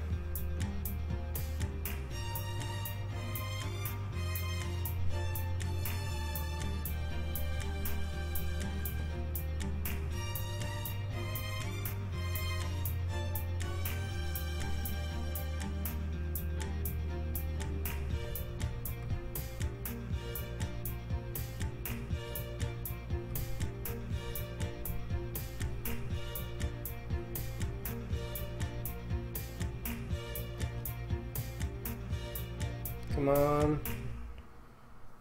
Render it. I guess that's it. I'm not sure. Alright, let's bake it, and I guess what we have to do is save this.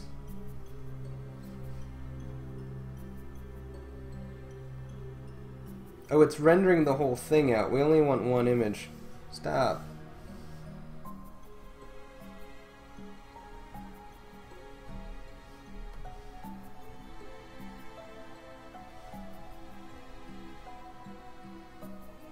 Save as still image.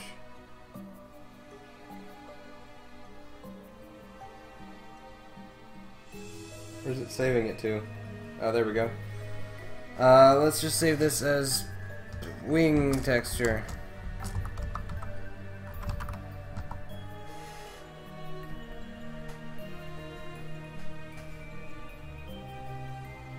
Alright, let's see if this does it.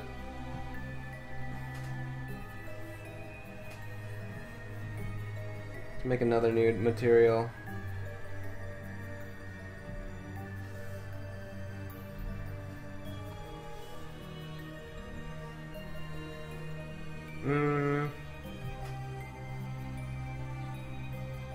Doesn't look right.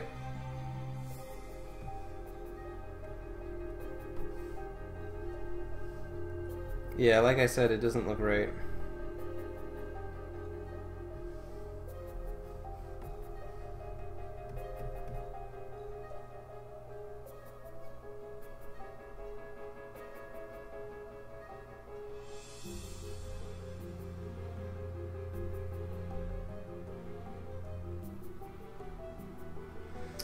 Alright, there's gotta be a way to unwrap the UVs and just do it like that.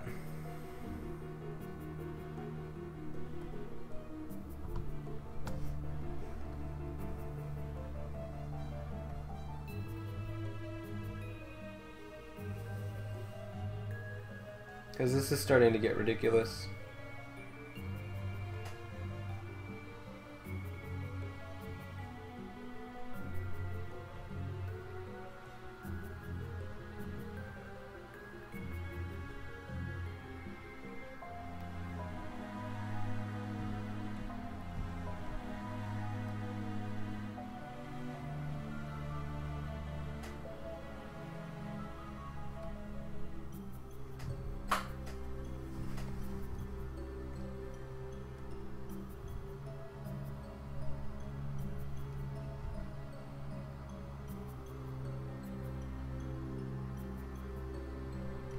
Oops.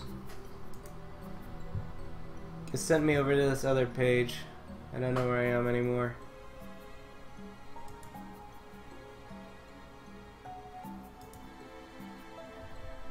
UV edit. UV mapping.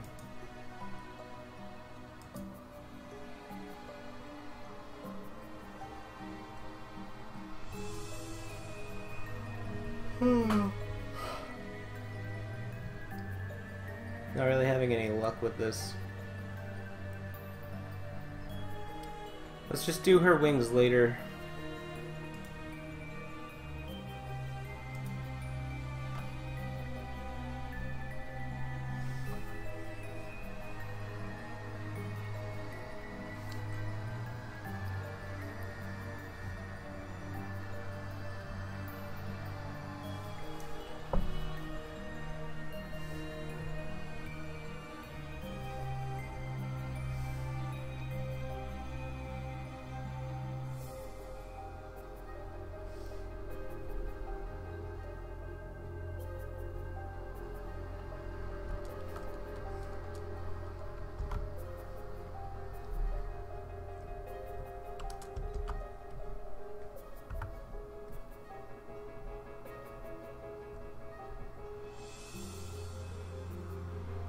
That looks better.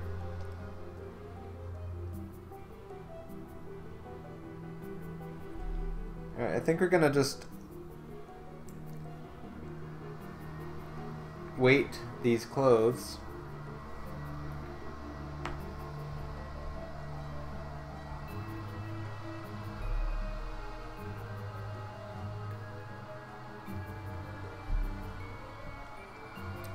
Maybe we should add some more feathers.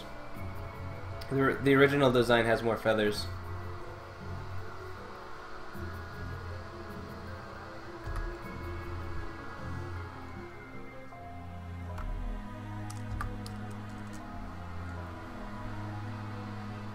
Maybe a few more sticking out on the side here.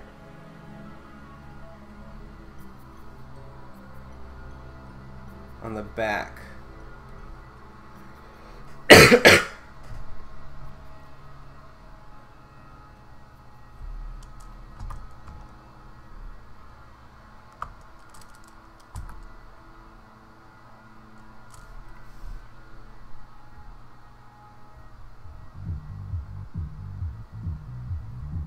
I kind of like that.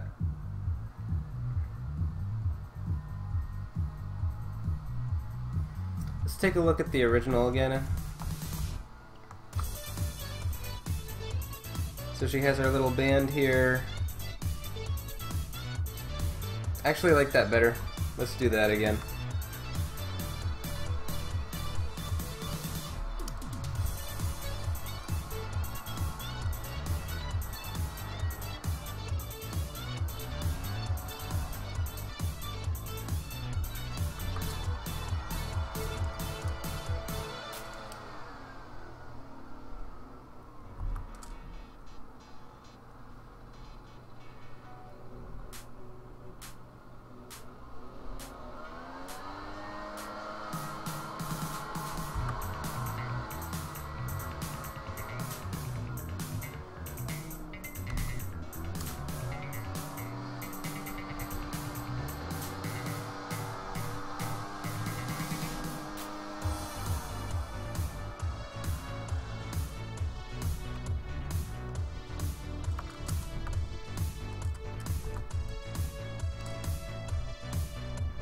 Oh, I didn't copy it. Now I did.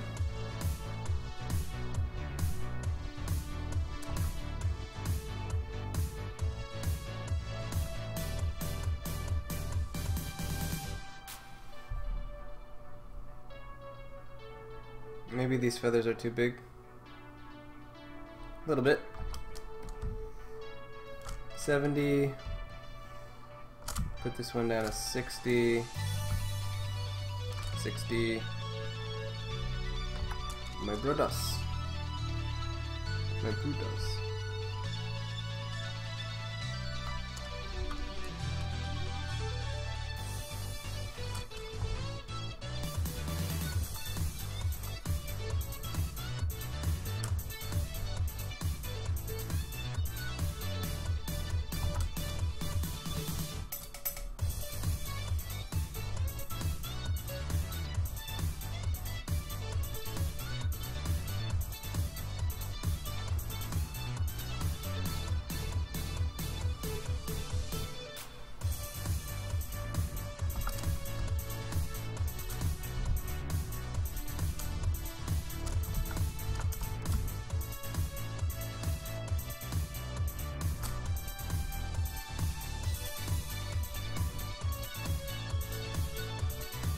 And then one more on this side should do it.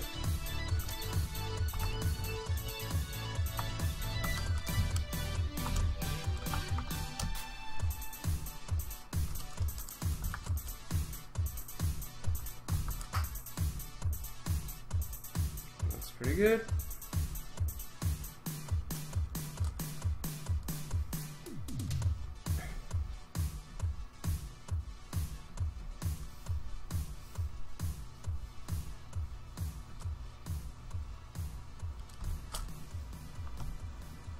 Bring these all down here.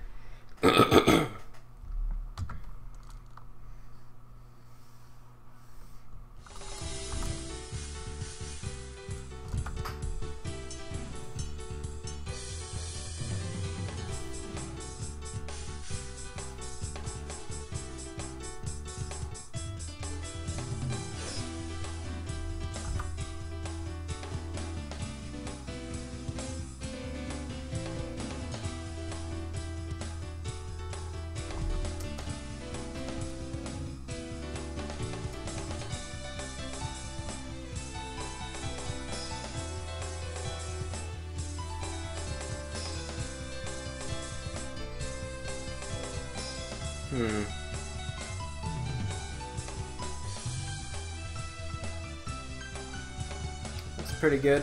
I think we can leave it.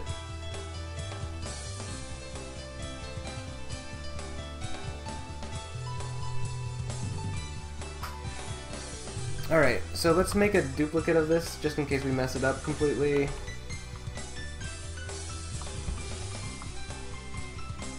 And we'll just move this duplicate,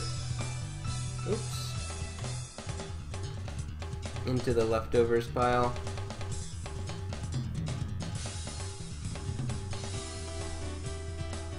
So now what we'll do is select everything and then connect and delete.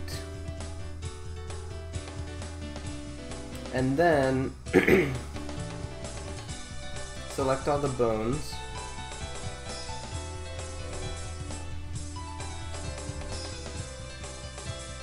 Except for these.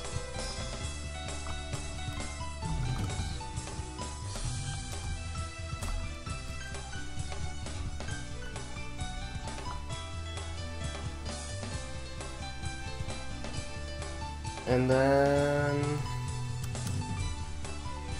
attach the clothes. Let's save this real quick. Like I said, in case I mess anything up. Bind.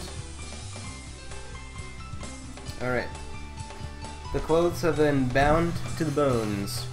Bound to the bones.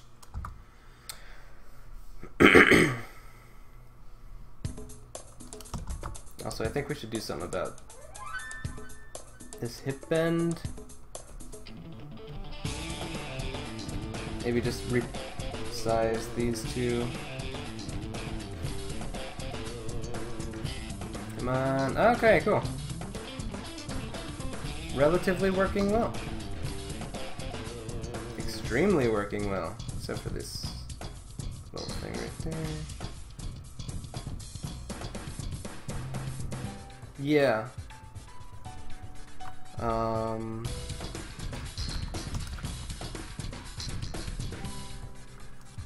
Alright. I'm gonna give that a save.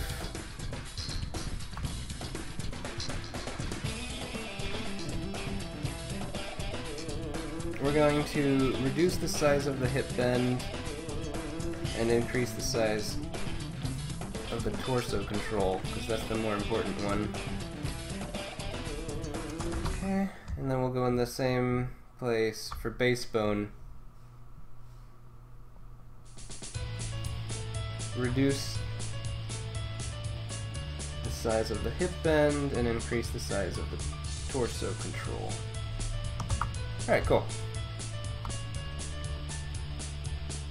So now, last thing I think we're gonna do here is grab the skirt.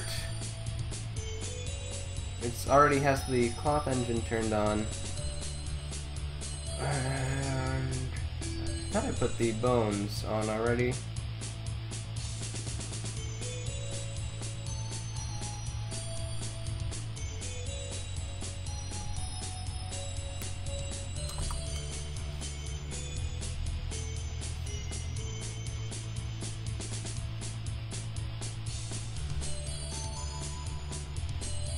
You would think it would work. Oh, it is working. Look at that.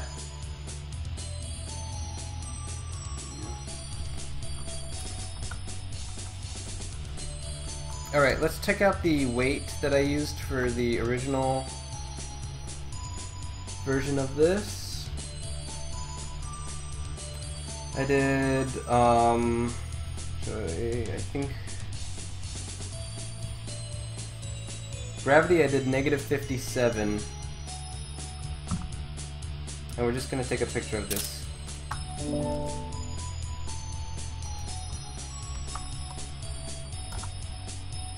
Gravity 57. Gravity 57. Is that -57 or regular 57? I'm gonna put negative. And then we can go back here. Yeah, it was negative. Good. Alright. So in here we want to do bounce 5, friction 5, mass 17, 0 flexion, 0 rubber,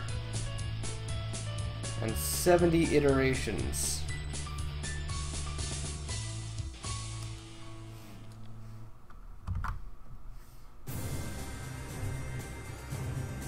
Yep, that seems to be looking good.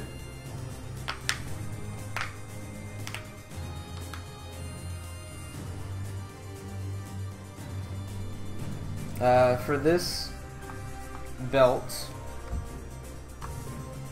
we want to make sure that the belt is... Okay, these are 20% apparently. I thought we turned it off. Maybe for the other one.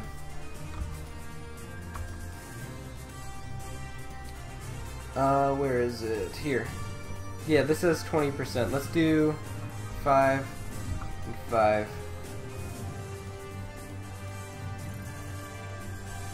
Alright, cool. Let's get this leg.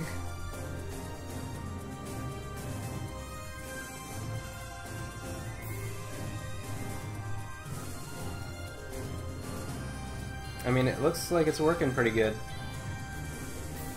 Oh, it was lurking. It was working. Oh, you know why it stopped working? It was because the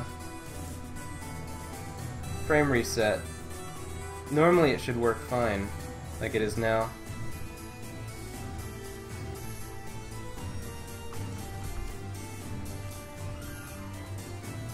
Yeah. Man, that is looking nice. Let's give that a save. Boss approaching, guys. We've got Excalibur. We've got the Chains of Heaven. And we've got 2 snowballs.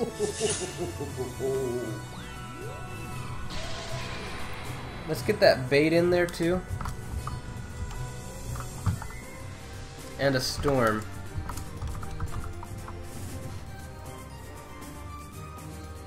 Is it going?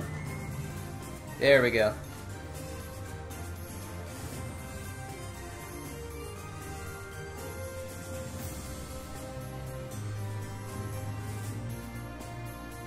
We might have a chance at this, guys. Oh, the boost ran out. Let's just reapply that.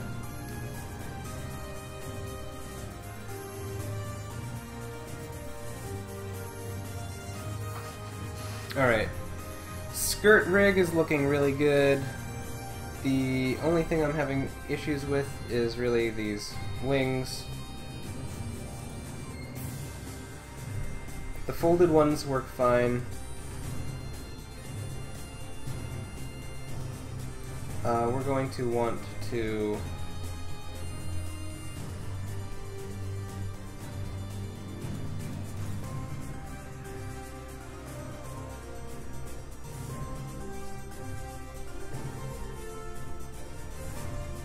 yeah, we're gonna want to combine these together. Connect and delete. I think we can get rid of this. Oh, that's just so it doesn't cast shadows. Okay, that's fine. And then we'll do the same thing over here. We have a duplicate, so we can do this. Connect and delete.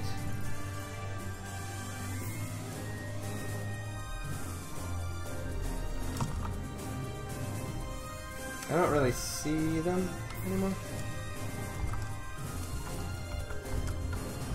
Oh, I think I see what happened. The current state to object didn't work.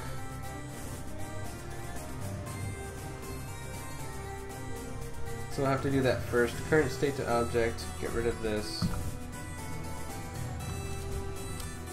Now we can connect and delete. Nope, I guess we can't.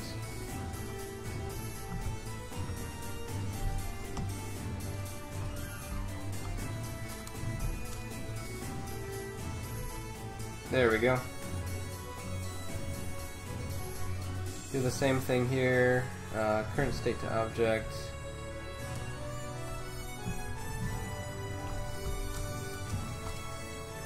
Connect and delete. Get rid of this and that.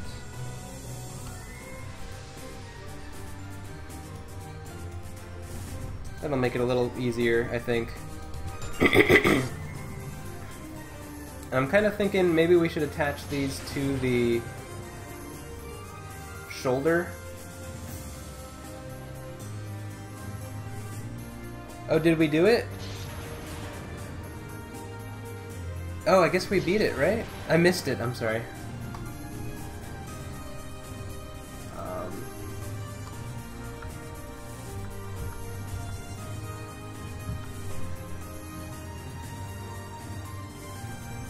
Oh, nice!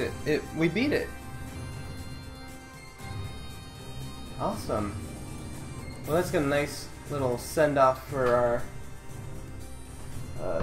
YouTube streaming.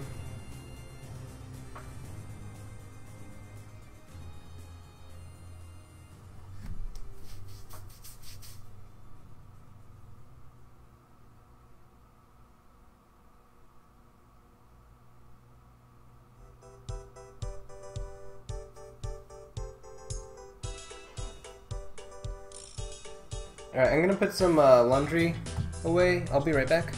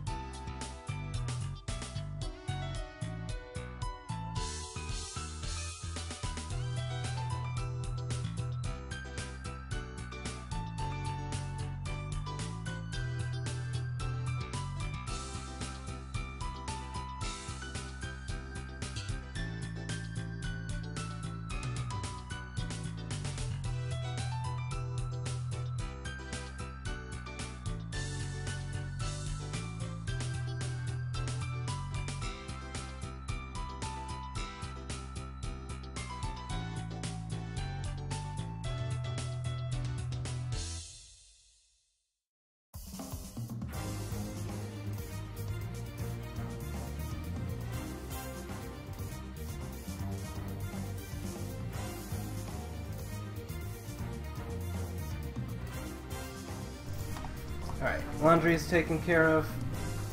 Wings are sort of taken care of.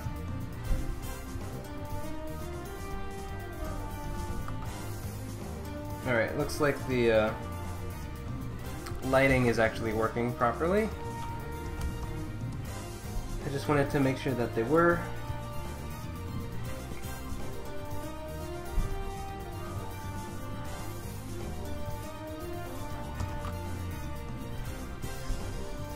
Let's hide this thing. There we go. And then let's attach these wings to the shoulder joint, I think.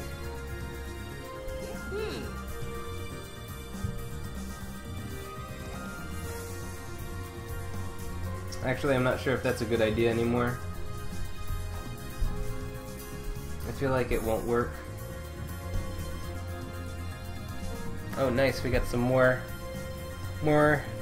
Super Pengi from Meredith. Also, guys, last night,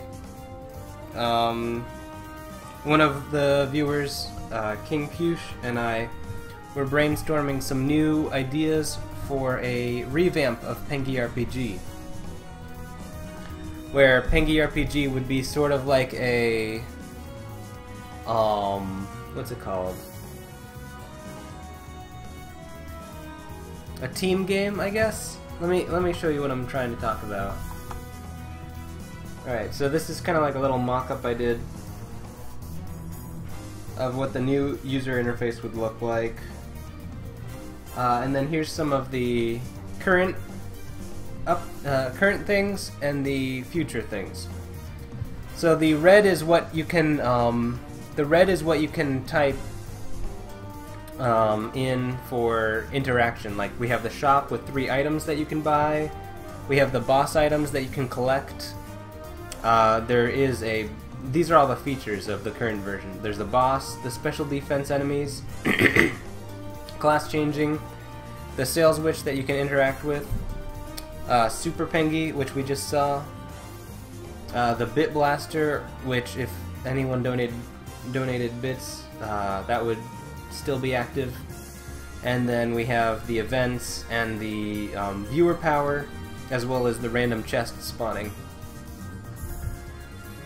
So I also have, not also, but for the version 1.0 update, we're actually going to be changing around a lot of this stuff. So we're still going to have the boss items that you can collect, as well as the bosses, but class changing will be based on if people enter the game, basically. I think I have a better thing here, yeah. So, as soon as you join the stream, you will be aligned randomly with one of the 4 classes: Archer, Knight, Thief, or Mage. And then you can manually change your class if you want to using the chat commands. You can shift your class so that you can join a different class midway if you want. But for each viewer joining a class, there's a different perk. Basically, all of the shop items are converted into perks. Beat Synthix, sorry. Beat Synthix, thanks for the follow. Good to have you on here, guy. So the class system is going to have the Knight, so anyone who's in the Knight will add a VP. Anyone who is a Mage will add 1 HP regained per minute. So Pengi is also going to be getting a health bar system in this new version. So enemies will fight him, and he will fight back. It'll be more like a traditional RPG rather than an idle game. Then the Archer will increase his attack speed per viewer that's aligned with the Archer. And then Thief will subtract 1 hit required to critical hit. So there's also going to be critical hits in this new version. So every 100 hits that Pengi does, he hits for a bonus 20%. So it's basically the more Thief alignment we have, the fewer hits it'll take to get that bonus damage off. So if he does, what's it called? Like, if we have 50 thieves, then that would mean once every 50 hits. So basically twice as frequently he would hit a critical hit. So for Pengi HP, the enemies will attack Pengi now. And then if Pengi dies, then Pengi can't do anything for 5 minutes. He can't attack, and he can't walk. So basically he just gets decommissioned for 5 minutes, and then he revives with full HP after the 5 minutes are over. Like, he respawns.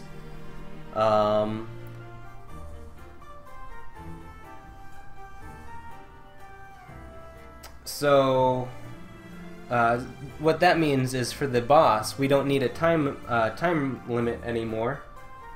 We just need to have people switch class to align with mage. So if we have enough people on the mage class, then that means his HP will probably be high enough to defeat the boss with. Also, subscribers and bit donators on Twitch will add on to the amount of alignment you have.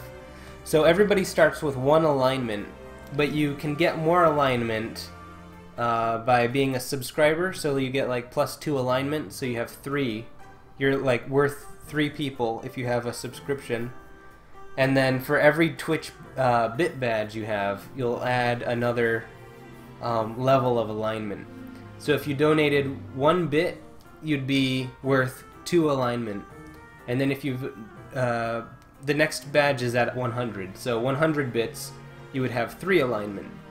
And then if you had 100 bits and a sub, then you'd be worth 5 alignment.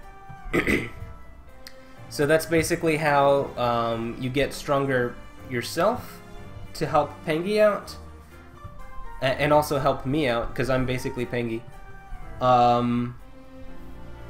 But the alignment basically makes the most sense if you have more people. So we have 5 viewers right now, so that would split all 5 of you up into like archer, knight, thief, mage, archer. So there'd be like 2 archers. And the way the class changing works now is whoever has the most amount of alignment, like the archer, then Pengi would automatically switch to archer on the screen. So that means it's purely cosmetic. So there won't be any special defense enemies anymore. You won't be switching class because the goal for this new iteration is to make the game easier to start playing. Because I got some critique on the game, which basically says people aren't playing the game because they don't know how to. I thought I put the commands thing, but people just can't be bothered to look up how to play the game. So what I'm basically doing is making it so that as soon as you log in, you're helping Pengi out somehow. So the more viewers we have, the more they're helping out. And if you want to change your affiliation, like you can log in as soon as you join the chat, then the bot randomly picks a class for you to affiliate with.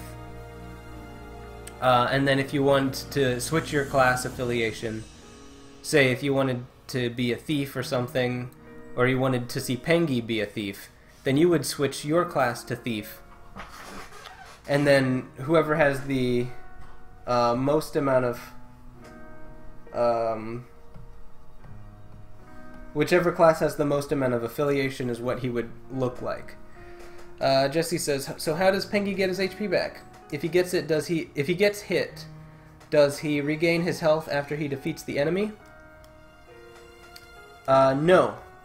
The enemies will do a small amount of damage, and Pengi will have a large amount of health. So the only real challenges will be the bosses, the mini-bosses that I also have planned. And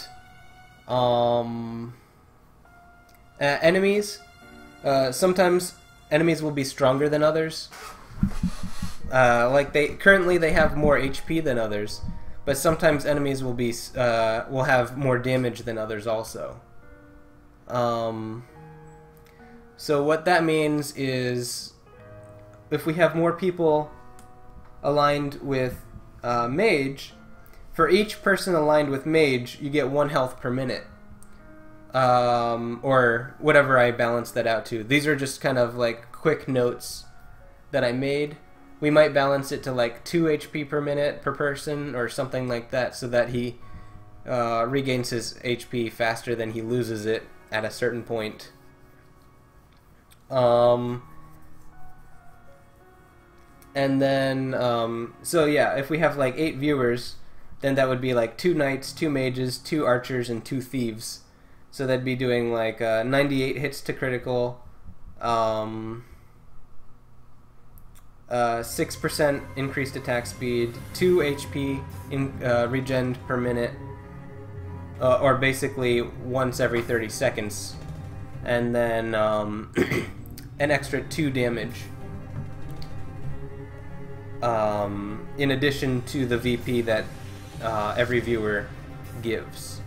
So the knight is just bonus damage. But say if a subscriber came in with their +2 alignment, then he would add 3 VP if he joined the knight. I've also got in the works a system for what's it called? Special attacks. So each class will have a special attack. Like the archer does piercing damage that he shoots an arrow that pierces the next 3 enemies. So when they spawn, they'll actually have like an arrow sticking out of them with and start with less damage. The knight will have a stun, which causes enemies to stop attacking for a little while. The mage has a revive spell, so if you die and the mage's ultimate is charged, then the revival will go off immediately when you die. And then the thief will steal items from the shop. So the new way that the sales witch is going to play out, because I'm actually taking coins out of the game completely, so the sales witch will come in, and after the chat is talking, so every line of chat will add to the chance that the sales witch will appear and that your ultimate will appear. So I want to make it so that people will keep chatting in the chat room to get the ultimate and the sales witch to appear. So the sales witch, when she appears, you don't have to collect from her. It's all automatic, but she will buff the lowest alignment. So if we have like a knight with 1 alignment, she will buff that alignment for a few minutes, and then leave by donating a buff potion. So she's basically becoming the buff witch. And then I think instead of chests, we're the new goal system is going to be based on distance traveled. So if you're dead or if you're fighting, then you won't be gaining progression. You won't be traveling. So let me show you. Here is the new user interface for Pengi RPG that I'm planning out. So this is basically like Season 2 of Pengi RPG. Where these are the alignments. You have like knight, archer, mage, and thief. They'll all be color coded. It has the total amount of damage he's doing, and then Pengi's health bar will be up here. The items that you're collecting for the boss are up here also. So you'll still be able to collect items. That'll be like the only chat interaction that you have besides switching your own class. And then the distance traveled, as well as the goal for how far you should be traveling. The bottom is your ultimate meter, which fills up every time someone sends a message in the chat. And then we have the items, the collectible items will be moved up to the upper right corner. So instead of your kill counter, which we won't have a kill counter, we'll just have the distance traveled. The quicker you defeat the enemies, the more distance you'll get, because you defeat them quickly, and then you get to keep traveling instead of having all this downtime. So, like, if we had like 1 VP, it would take like, 100 seconds to kill one enemy. But the faster we kill the enemies, the more traveling we do. So that's how the new thing is. Also, distance traveled is going to be what spawns bosses, as well as what what's it called? It's going to be what spawns bosses and what changes the location. So if you die, which basically means if you can't defeat the boss, then you die, and it resets you like back like 25 meters or something, whatever the previous checkpoint was. I actually just thought of that just now, so I have to add that into my notes.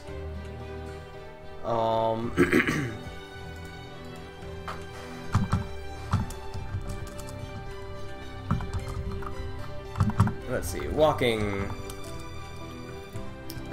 Distance traveled.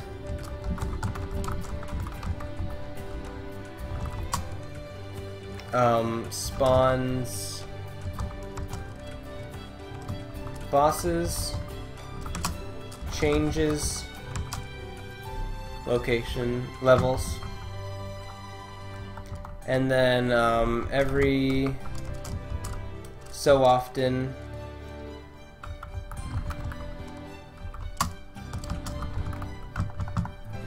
checkpoint is reached.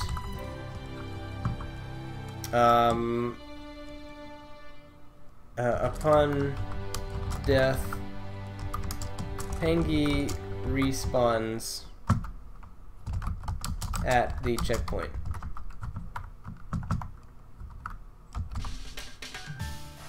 Alright, so if Pengi dies, then he just respawns at the previous checkpoint. So if you're really close to the next checkpoint, you might not want to die until you reach it. And then if you do fail to reach it, then that happens. But there's also going to be random springs, random encounter springboards, boost Pengi's distance by a random amount. So that's kind of like the new vision for 2018 Pengi RPG. So we've been playing Pengi RPG in this current state for about a whole year almost. I think it really started coming around late January, early February is when it started shaping up to the current version that it's in.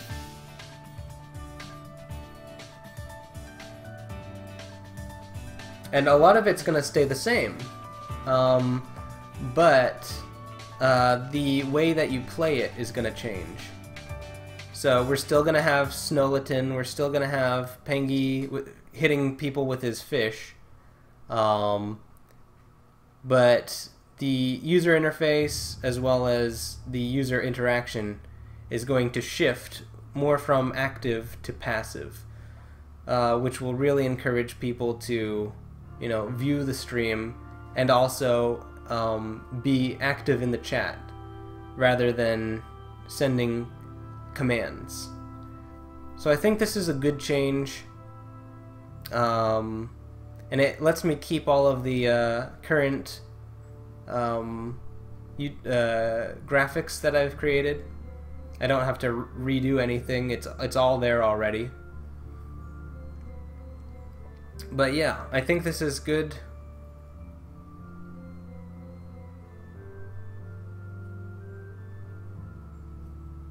And that's all I have to say about that. Do you have any other questions, Jesse, or anybody else watching? The other 5 people that are watching? here's what it would look like when he's dead. Respawn in so-and-so seconds. And then I might add in like -2 meters to checkpoint.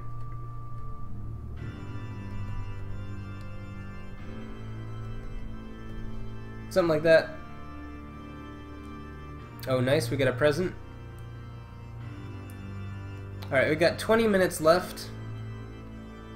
So I am going to keep working as I can. I think, yeah, we were trying to figure out where to attach these wings to. Oh, let me tell my friend about the new idea I had.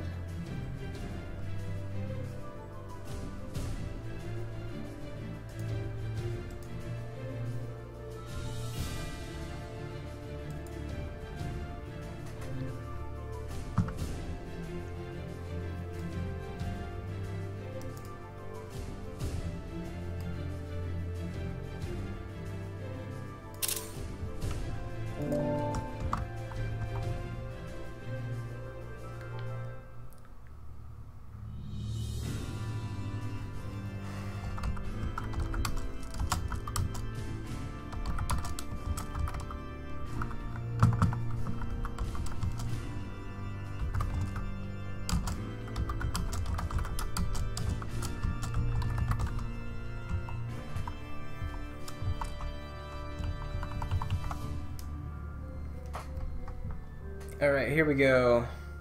Back to work.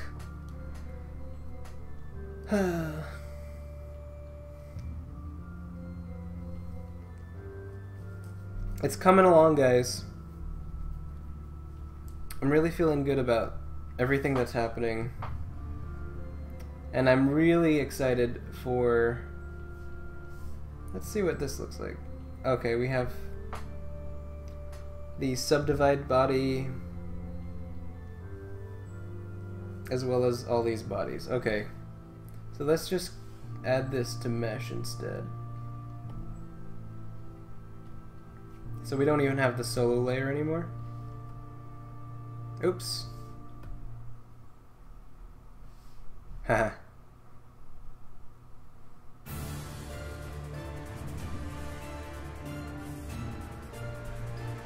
Sort of having a little trouble after that. Oops. But now it seems to be fixed.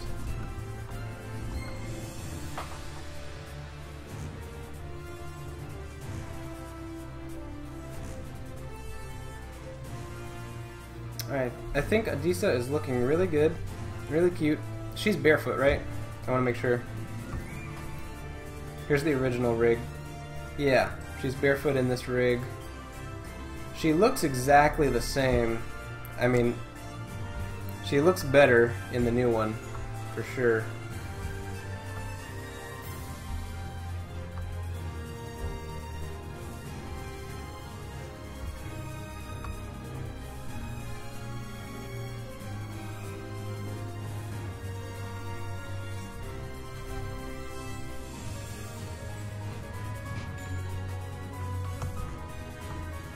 Yeah, she looks a lot better in this new one.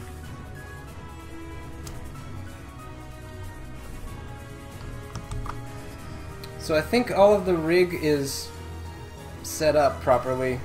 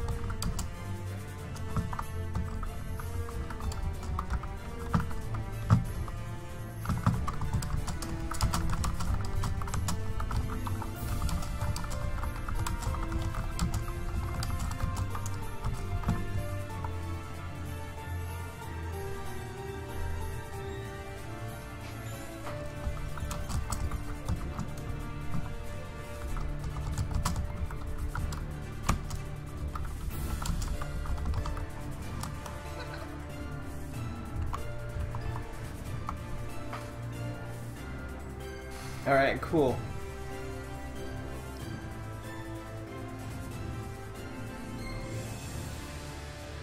So I think we're good now, guys. I don't want to end the stream too early, but I did have like a 3-hour stream last night. I'm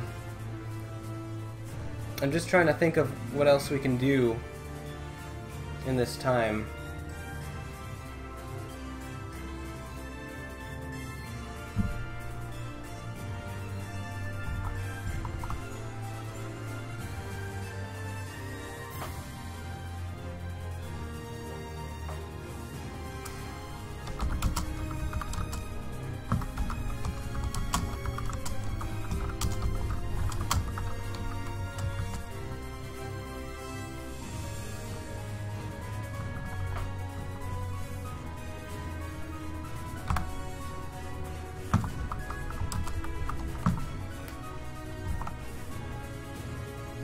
Let's find out what we have to do. I think we're gonna start Nota right now. I kind of want to do that. So let's copy these into a new thing.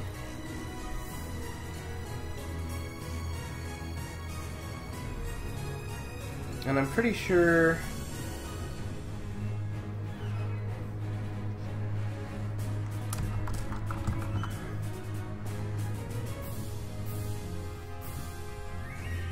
Oops.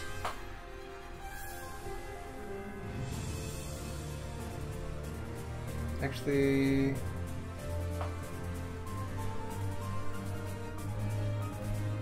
we want to hide this real quick.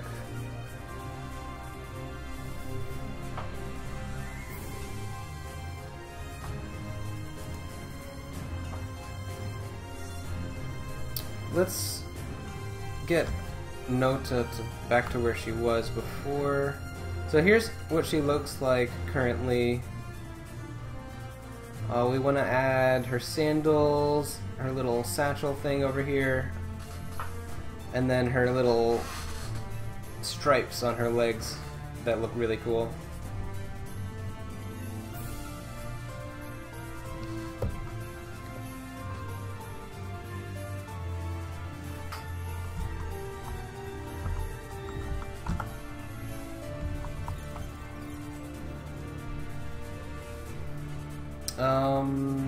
I think we could just bring over her head right now.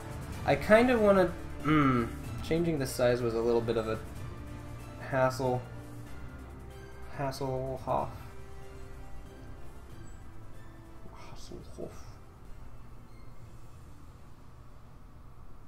Yeah, let's copy the head in. Oh, I want to make sure that the actual...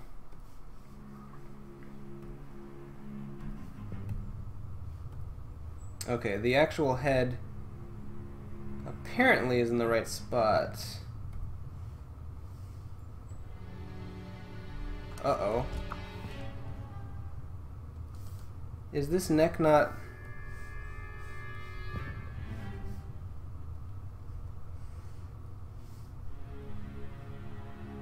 Oh, no. Okay. I got scared for no reason.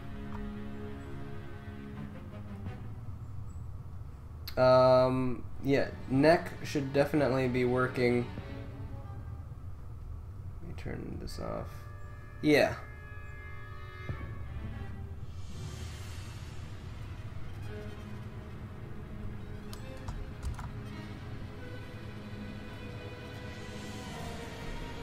Ah, this was just rotated a little bit.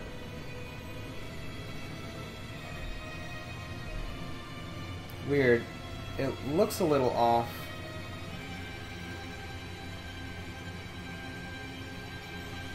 Everything should be extremely symmetrical. Maybe I'm just confused. Alright, so let's drop her head in here.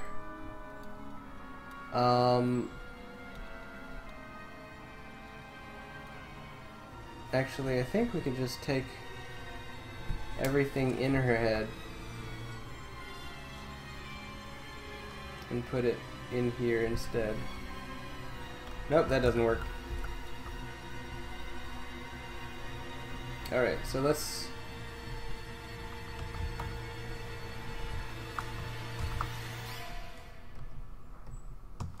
copy all these frozen translations.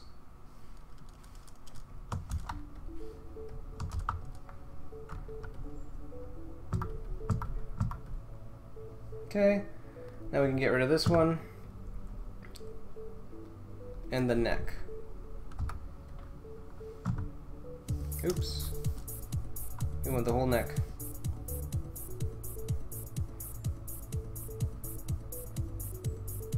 There's no way I'm gonna use my magic now, Spike. Especially since... how about you? It's the one who seems like any company what? And just turn. How about what? Alright, so as far as the body subdivide goes, looking at the base reference, chest and hips need to be increased. Let's take a... oops, deleted her head. Take a picture so I can... oh, we have a... Stormy. Thanks for following, Stormy. Glad to have you here.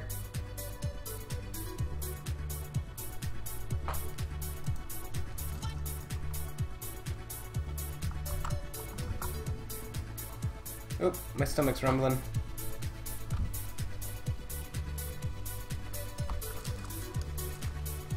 And what did I call the other ones? I labeled them Name Bone Rig 1, 12, 18. Nota Bone Rig 1, 12, 18. Okay. Purple, hey there, officially last stream on YouTube. Good job. Can't wait for this to be done. The rig looks so good. I've been meaning to get myself into Cinema 4D once I am pretty good at it at After Effects. Have fun on Twitch. Thanks, Purple. Stormy, I'm glad to follow you on Twitch. Watch your stuff while I work on my stuff. Nice. A fellow creative? What do you do, Stormy? Also, Purple.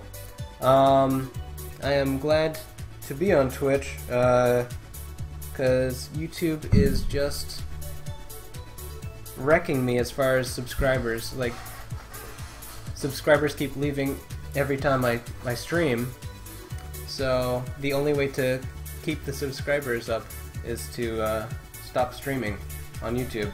So basically it's YouTube telling me not to stream on their platform. That's how I see it anyway. Because YouTube doesn't think my audience wants to see all this, so they're unsubscribing me.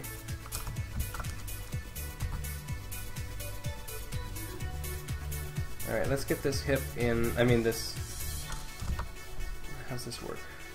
There's one over here too. Boom. Boom. I guess that's good? I don't know.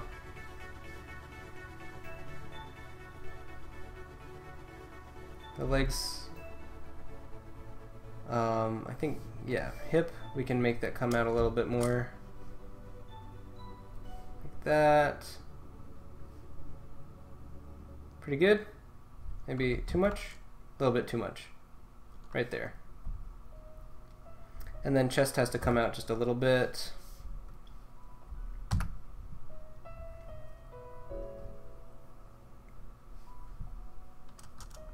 Let's make it go straight out like that, and then we'll take our line loop selection, come out pretty much like that. That looks pretty good. We'll have to adjust this point here so that it blends in with the rest of the body. I think that's going to be Nota. Oh, let's check out down here. What's going on? This point here needs to fix. There. Everything looks aligned now. Arms, I think I want to make the arms a little bit bigger too. A little bit flabbier, I guess.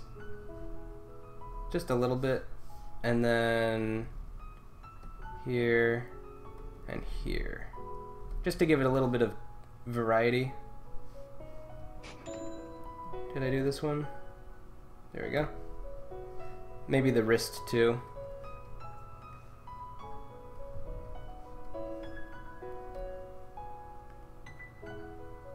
That actually looks like a better wrist than I've done, because the wrist just seems to be too small most of the time.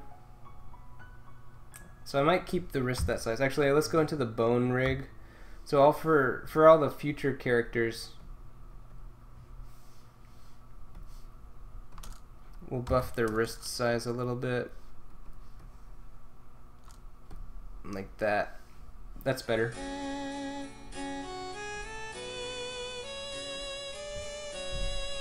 Give that a save. So here's the Nota bone rig. We've got flavor of the day, Nota.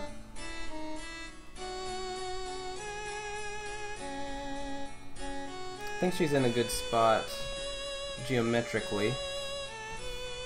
I might do that. Yeah, I think that's what she needed. Okay. So let's current state to object, hide that. Bring the body over here. And then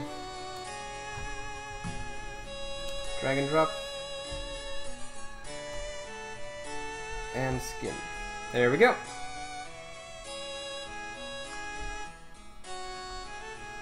And then we have to remember to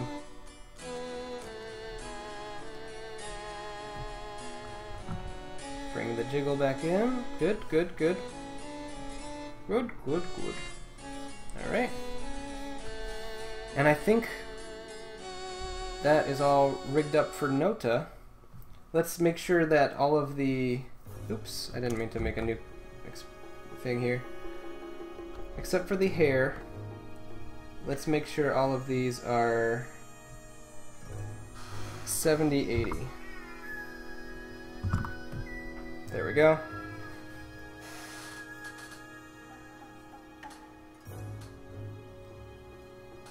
Stormy says, I do games, like story-based games, like visual novels or RPG Maker games. I also Dungeon Master for Dungeons and Dragons sometimes, and I gotta work on that too. And then Blaza comes in. Blaza comes in like a wrecking ball. Hey Blaza. You came in right at the tail end of the stream here.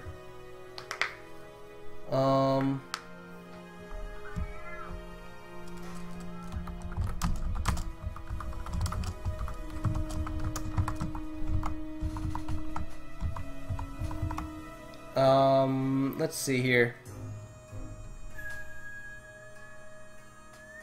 By the way, I was telling Jesse earlier, but I have plans to change Pengi RPG a little bit. You can sort of see what the new interface might look like. I want to basically change it to make it a little bit more passive and a little less interactive. Right now, it's kind of like a big single-player game, but I want to make it so that all of the classes are active at the same time, but viewers, instead of giving directly just giving VP for watching, you're also randomly assigned a class. So each viewer is randomly assigned a class that they can help increase Pengi's stats with. So like, for example, the knight would add damage, the mage would add health per minute, the archer will add attack speed, and the thief will increase the chance to critical hit.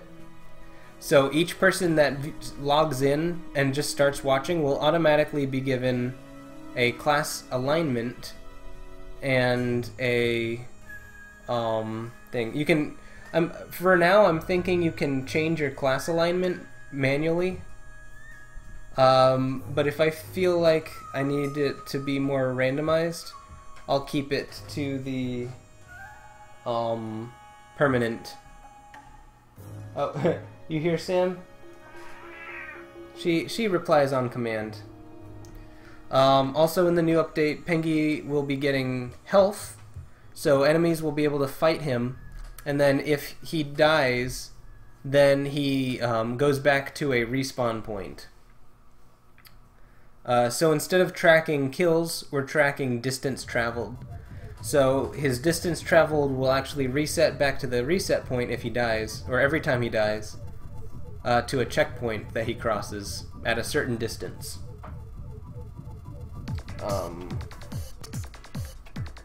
And then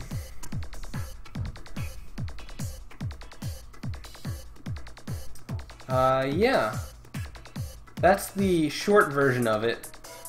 I have a lot of notes that I've been adding, mainly about the new system. Oh, also, it keeps track of how many, let me go up to the visual. It keeps track of how many people are aligned with each class, so like Knight, Archer, Mage, and Thief.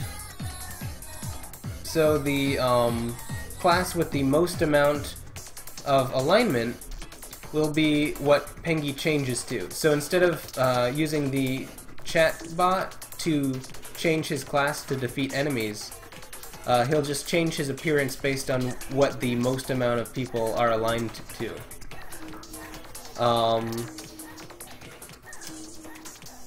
And then that means instead of having enemies with special defenses, you'll mostly be trying to maintain Pengi's HP as well as attacking the enemies in order to progress further on into the level. So that's kind of like the short version. I gave Jesse an extremely long version. I'm sorry if that bored anybody, but I'm just so excited about all these changes I have for like 2018 version of Pengi RPG. Now I technically don't have all of the technology ready to implement these changes, so it'll probably be by, you know, March or even later that I actually can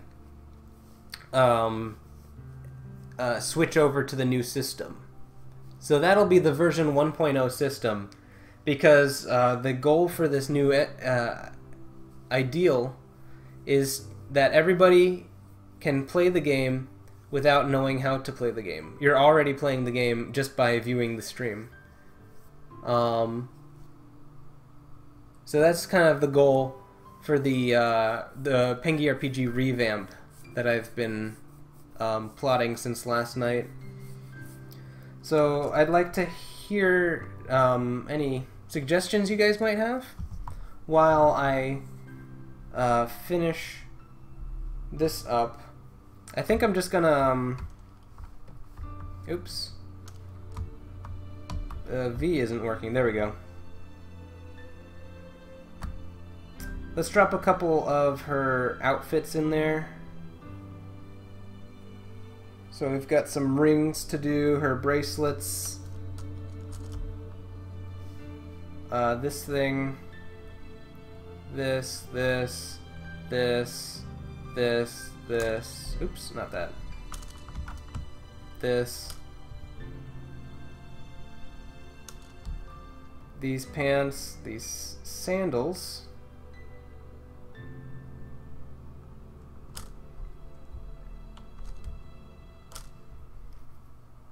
and oh, this guy, and there was something else. Oh yeah, not the leg, unfortunately.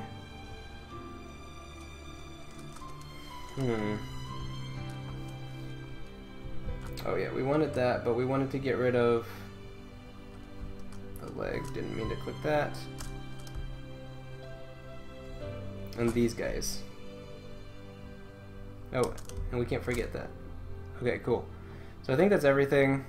Let's copy that over and paste it into the new character. Oh, what happened to your face? All of the shading went away. Luminance got set to 80, I mean to 0 for some reason.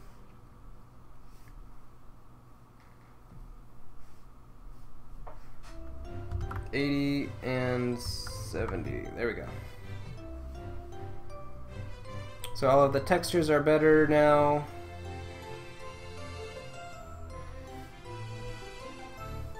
This doesn't have... Hey Weston!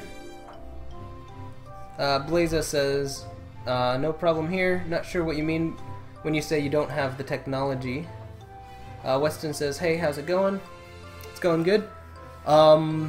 Weston, since you joined, you mean kind of like Randy? I don't know what Randy is. Like randomizer? Hey, Hyper Flippy Pasta, thanks for joining on Twitch. Hey there, how are you? I'm doing great. Since you and Weston just joined, I think I will repeat my spiel, if that's okay. Yeah, I just started putting the assets that I had from my other... Here's the original Nota rig, and this is the outdated one with really, really bad physics. And then I'm pretty much moving everything into this new rig. I want to have the casual... Oh, and Hyper Flippy Pasta is following now too. Awesome. Thank you so much for following. I'm glad everyone's following me over to Twitch from YouTube, because YouTube hates it when I stream on their program for some reason. It's just every time I stream I lose subscribers on YouTube. So I figure, why would I want to do that when I could just stream on Twitch? And everybody loves it when people stream on Twitch. Who is the character's name? This right here is Kitna. I have Nota that I'm working on, and then I have Adisa that we just finished up and streamed just now. So you can see the skirt, all the physics are working properly. I've got, you know, a lot of fun stuff we're doing in here. Also, apparently her leg is doing something weird. I don't know what's going on. Oh! This needs to be realigned. There we go. So I'm going to go through my spiel one more time about the Pengi RPG updates. Research and development. Yeah, that's pretty much what I have to do in order to get the technology working. I have all the programs, I just need to know how to do it. Kitna is a nice character. Yeah, she's real cool. She's like the spunky one of the group. Need ideas or suggestions for future animation? I think I'm good. I've got a long one in the works currently with these 3 characters. About 4 minutes. It should be done by the end of the month, but you never know. But yeah, now that Weston and Flippy are here, I'm going to go over this real quick. I had an idea last night with my friend Omniputent to redo Pengi RPG. So this is sort of like the new interface. You can see the items collected, the collectible items over on this side here. But instead of a gold system and instead of a kill counter, we have alignment and distance traveled. Also, Pengi has an HP bar in this version. So check this out, guys. I got some feedback that the old... so based on our past year, right? We've been playing this game for pretty much a full year. From like February 2017 to January 2018. And I've been collecting a lot of data based on the whole system. And I think it's time for a little bit of a structure change. So, currently, we have a gold system that no one uses. We have collectible items that people collect over time, and eventually, so that works. I'm going to be keeping the collectible system. but we're going to be getting rid of gold, and also character switching classes is going to be automatic. So instead of typing in mage or archer, we're going to have all of the classes switch automatically, but it won't be based on what am I trying to say? It won't be there won't be special defense enemies. So instead of having like the archer bun, or I mean the target bun and the shield bun, they'll still be in there, but they won't have special defenses. They'll have maybe special attacks or attack patterns to help kill Pengi faster. But there won't be special defenses. All of the classes are being converted into alignments. So as soon as you join the stream as a viewer, I'm planning to have everyone be randomly assigned to a class that you can change if you choose to. So that'll mean every time someone joins as a knight, Pengi gets an extra damage point. Every time someone joins as a mage, he gets health regeneration increased. Every time someone joins as an archer, Pengi gets attack speed bonus. And then every time someone joins as a thief, you get increased chance to critical hit. So basically, as people join and leave, the values will fluctuate. So sometimes Knight will be in high demand, sometimes Archer will be in high demand, and it kind of gets people to collaborate to get the most optimized balance of classes. So the way the new class system is going to work is the highest alignment. So like if Archer had 3, Knight has 1, Thief has 2, and Mage has 2, Pengi will be displayed as an Archer because he has the highest alignment in archery. And the way the Sales Witch is going to change a little bit is by she appears after a certain amount of chat lines. So if you're chatting, then there is a way to she will come and temporarily buff the Giga Santalope over here. Look at this boy. Don't forget to do Storm. Yeah, there you go. But yeah, instead of having one person control all of the shop items and the class changing, everybody's going to be contributing to the system. So like one person's going to be helping out with the attack speed, or maybe like 3 or 4 people will be helping out with attack speed, and at the same time like 5 or 4 people will be helping out with the damage. And then in addition to that, people will be healing Pengi, kind of like as a support mage, or increasing his critical hits chance with the Thief. So everybody's going to be working together to get Pengi the furthest distance.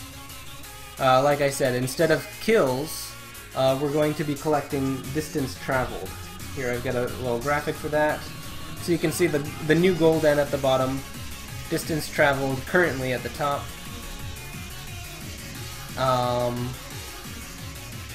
We are wrecking this boss, by the way, guys. Good job. Good job being accountable to the stream. But yeah, that's gonna mean what happens if Pengi dies? Ah, that's a good point. So if Pengi dies, his HP bar says dead, and then he respawns in like 2 or 3 minutes, and then he gets sent back to a checkpoint. So remember I said Pengi's going to be walking?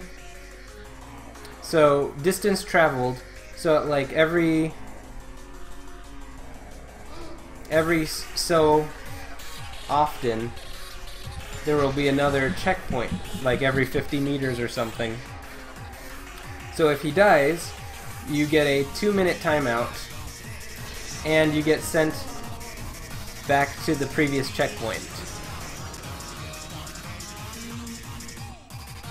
So that's going to be the new death system, I think. So that makes it so that if you got to a certain point, but then you died, you want to prevent Pengi from dying so that you don't lose your progress, because then you have to go, you know, all the way back to the next checkpoint. So it's going to work the same way as normal. Bosses will appear every 100 or so meters now. And then if you defeat the boss, which means you didn't die during the boss fight, then at 101 meters, you'll go on to the next stage.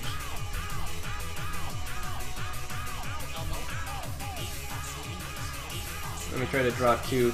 Right, a 2. There, that's good. So that's going to be the new death system. Does he regenerate health after defeating enemies or over time? His health regeneration is going to be reliant on the mage class. So if there's 2 affiliations with the mage, he's going to regen 1 HP every 30 seconds. And if there's 3, he'll regenerate an HP every 20 seconds. So the more people that are in the mage class, the faster his HP will go up. But the more people that are in the mage class, the slower his attacks are, the less critical chance he has, and the less overall damage he puts out. So that's why it's kind of like a team effort. So we have to have some people keeping Pengi alive as a mage, but we also have some people as the knight, the thief, and the archer to make the most optimal Pengi as possible. And that's why people are going to have to change their class in order to balance out these numbers. Kind of like a Overwatch team composition. You want to have a support, you want to have a damage, you want to have a tank, and you want to have whatever the other Overwatch support classes. Otherwise, it's just pushing as far each life before you die. Once you come out with this, I will be excited to do some math. Yes, indeed, Weston. I haven't balanced anything.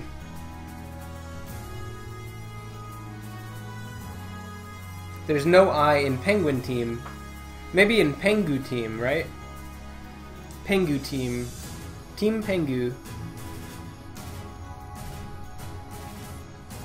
But yeah, basically, if you don't have anybody in Mage, you're probably gonna die. If you don't have anybody in Knight, you're not gonna kill anything. And if you have everything in attack speed, then you're just gonna be hitting nothing and dying very quickly. So you want to balance out all of the classes by switching your own personal alignment. So that's kind of like the new way that the game is going to play. It's going to... let me show you. Here's the... you know, the current system. Everything highlighted in red is viewer interaction.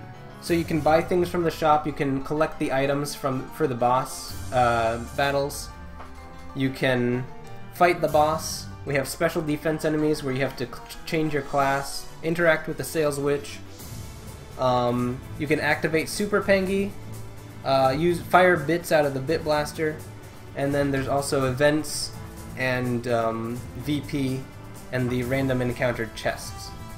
But in this version 1.0 update that I'm planning out, basically it's not version 1.0, it's basically Season 2 of Pengi RPG. Season 1 was 2017, and Season 2 is basically this revamp of the whole system. So there's going to be boss items, going to be a... the boss is going to be there, but if you die during the boss you get reset to the previous checkpoint. Sam. Alright, my cat's going a little bit insane. I am about 20 minutes over. It's not 2.0, it's basically 1.0, because this whole time I've been doing version 0. Sam, you have to be patient, okay, baby? But in the new system, we have death, we have critical chance, we have the Sales Witch coming back as a automatic encounter. So the more people are chatting in the stream, the more likely she is going to appear and buff the lowest aligned class. So, for example, where is my example? Here. So if Knight is the lowest aligned class, then the Sales Witch will come in and she'll buff that class for a short amount of time so that it's more balanced. Final thing before you head out is kind of funny for the night streams. Each time you have been on, I have been busy or vice versa. Yeah, you know, every time you're free, I forget to stream at night. But, you know, last night I streamed for 3 hours. I think I started at about midnight, and then I ended at 3:30 a.m. So I haven't had much sleep, but I've been really busy. Like you saw, I finished the Adisa rig. She's completely rigged up and everything.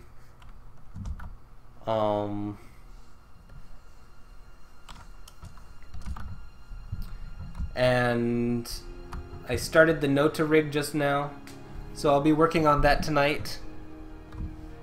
And then I fixed a lot with the Bone Base rig and the Kitna rig. Oh, speaking of the Kitna rig, that's what I was going to add in.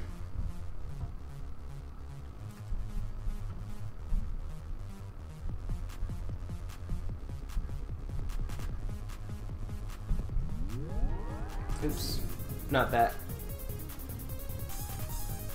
I wanted the leftovers.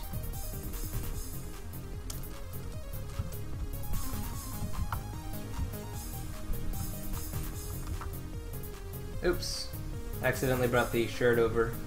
There we go. So now she has the belly button and the small of her back and everything. Alright, so we've pretty much brought everything over that I needed to. I've shared with you my vision for the new Pengi RPG version 1.0 update. And like I said, I don't have the technology to do everything yet. So I'm going to have to research about it.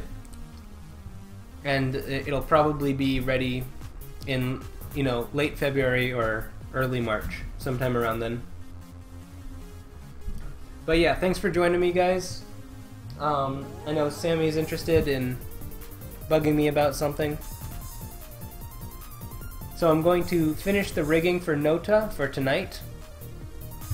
On tonight's stream. And I hope to see you guys on Twitch. Thanks for everyone who followed today. And yeah, please keep joining the Twitch streams when I do that starting on Monday. Alright, thanks one more time. Thank you for coming, guys. And I will see you guys tonight. Bye-bye.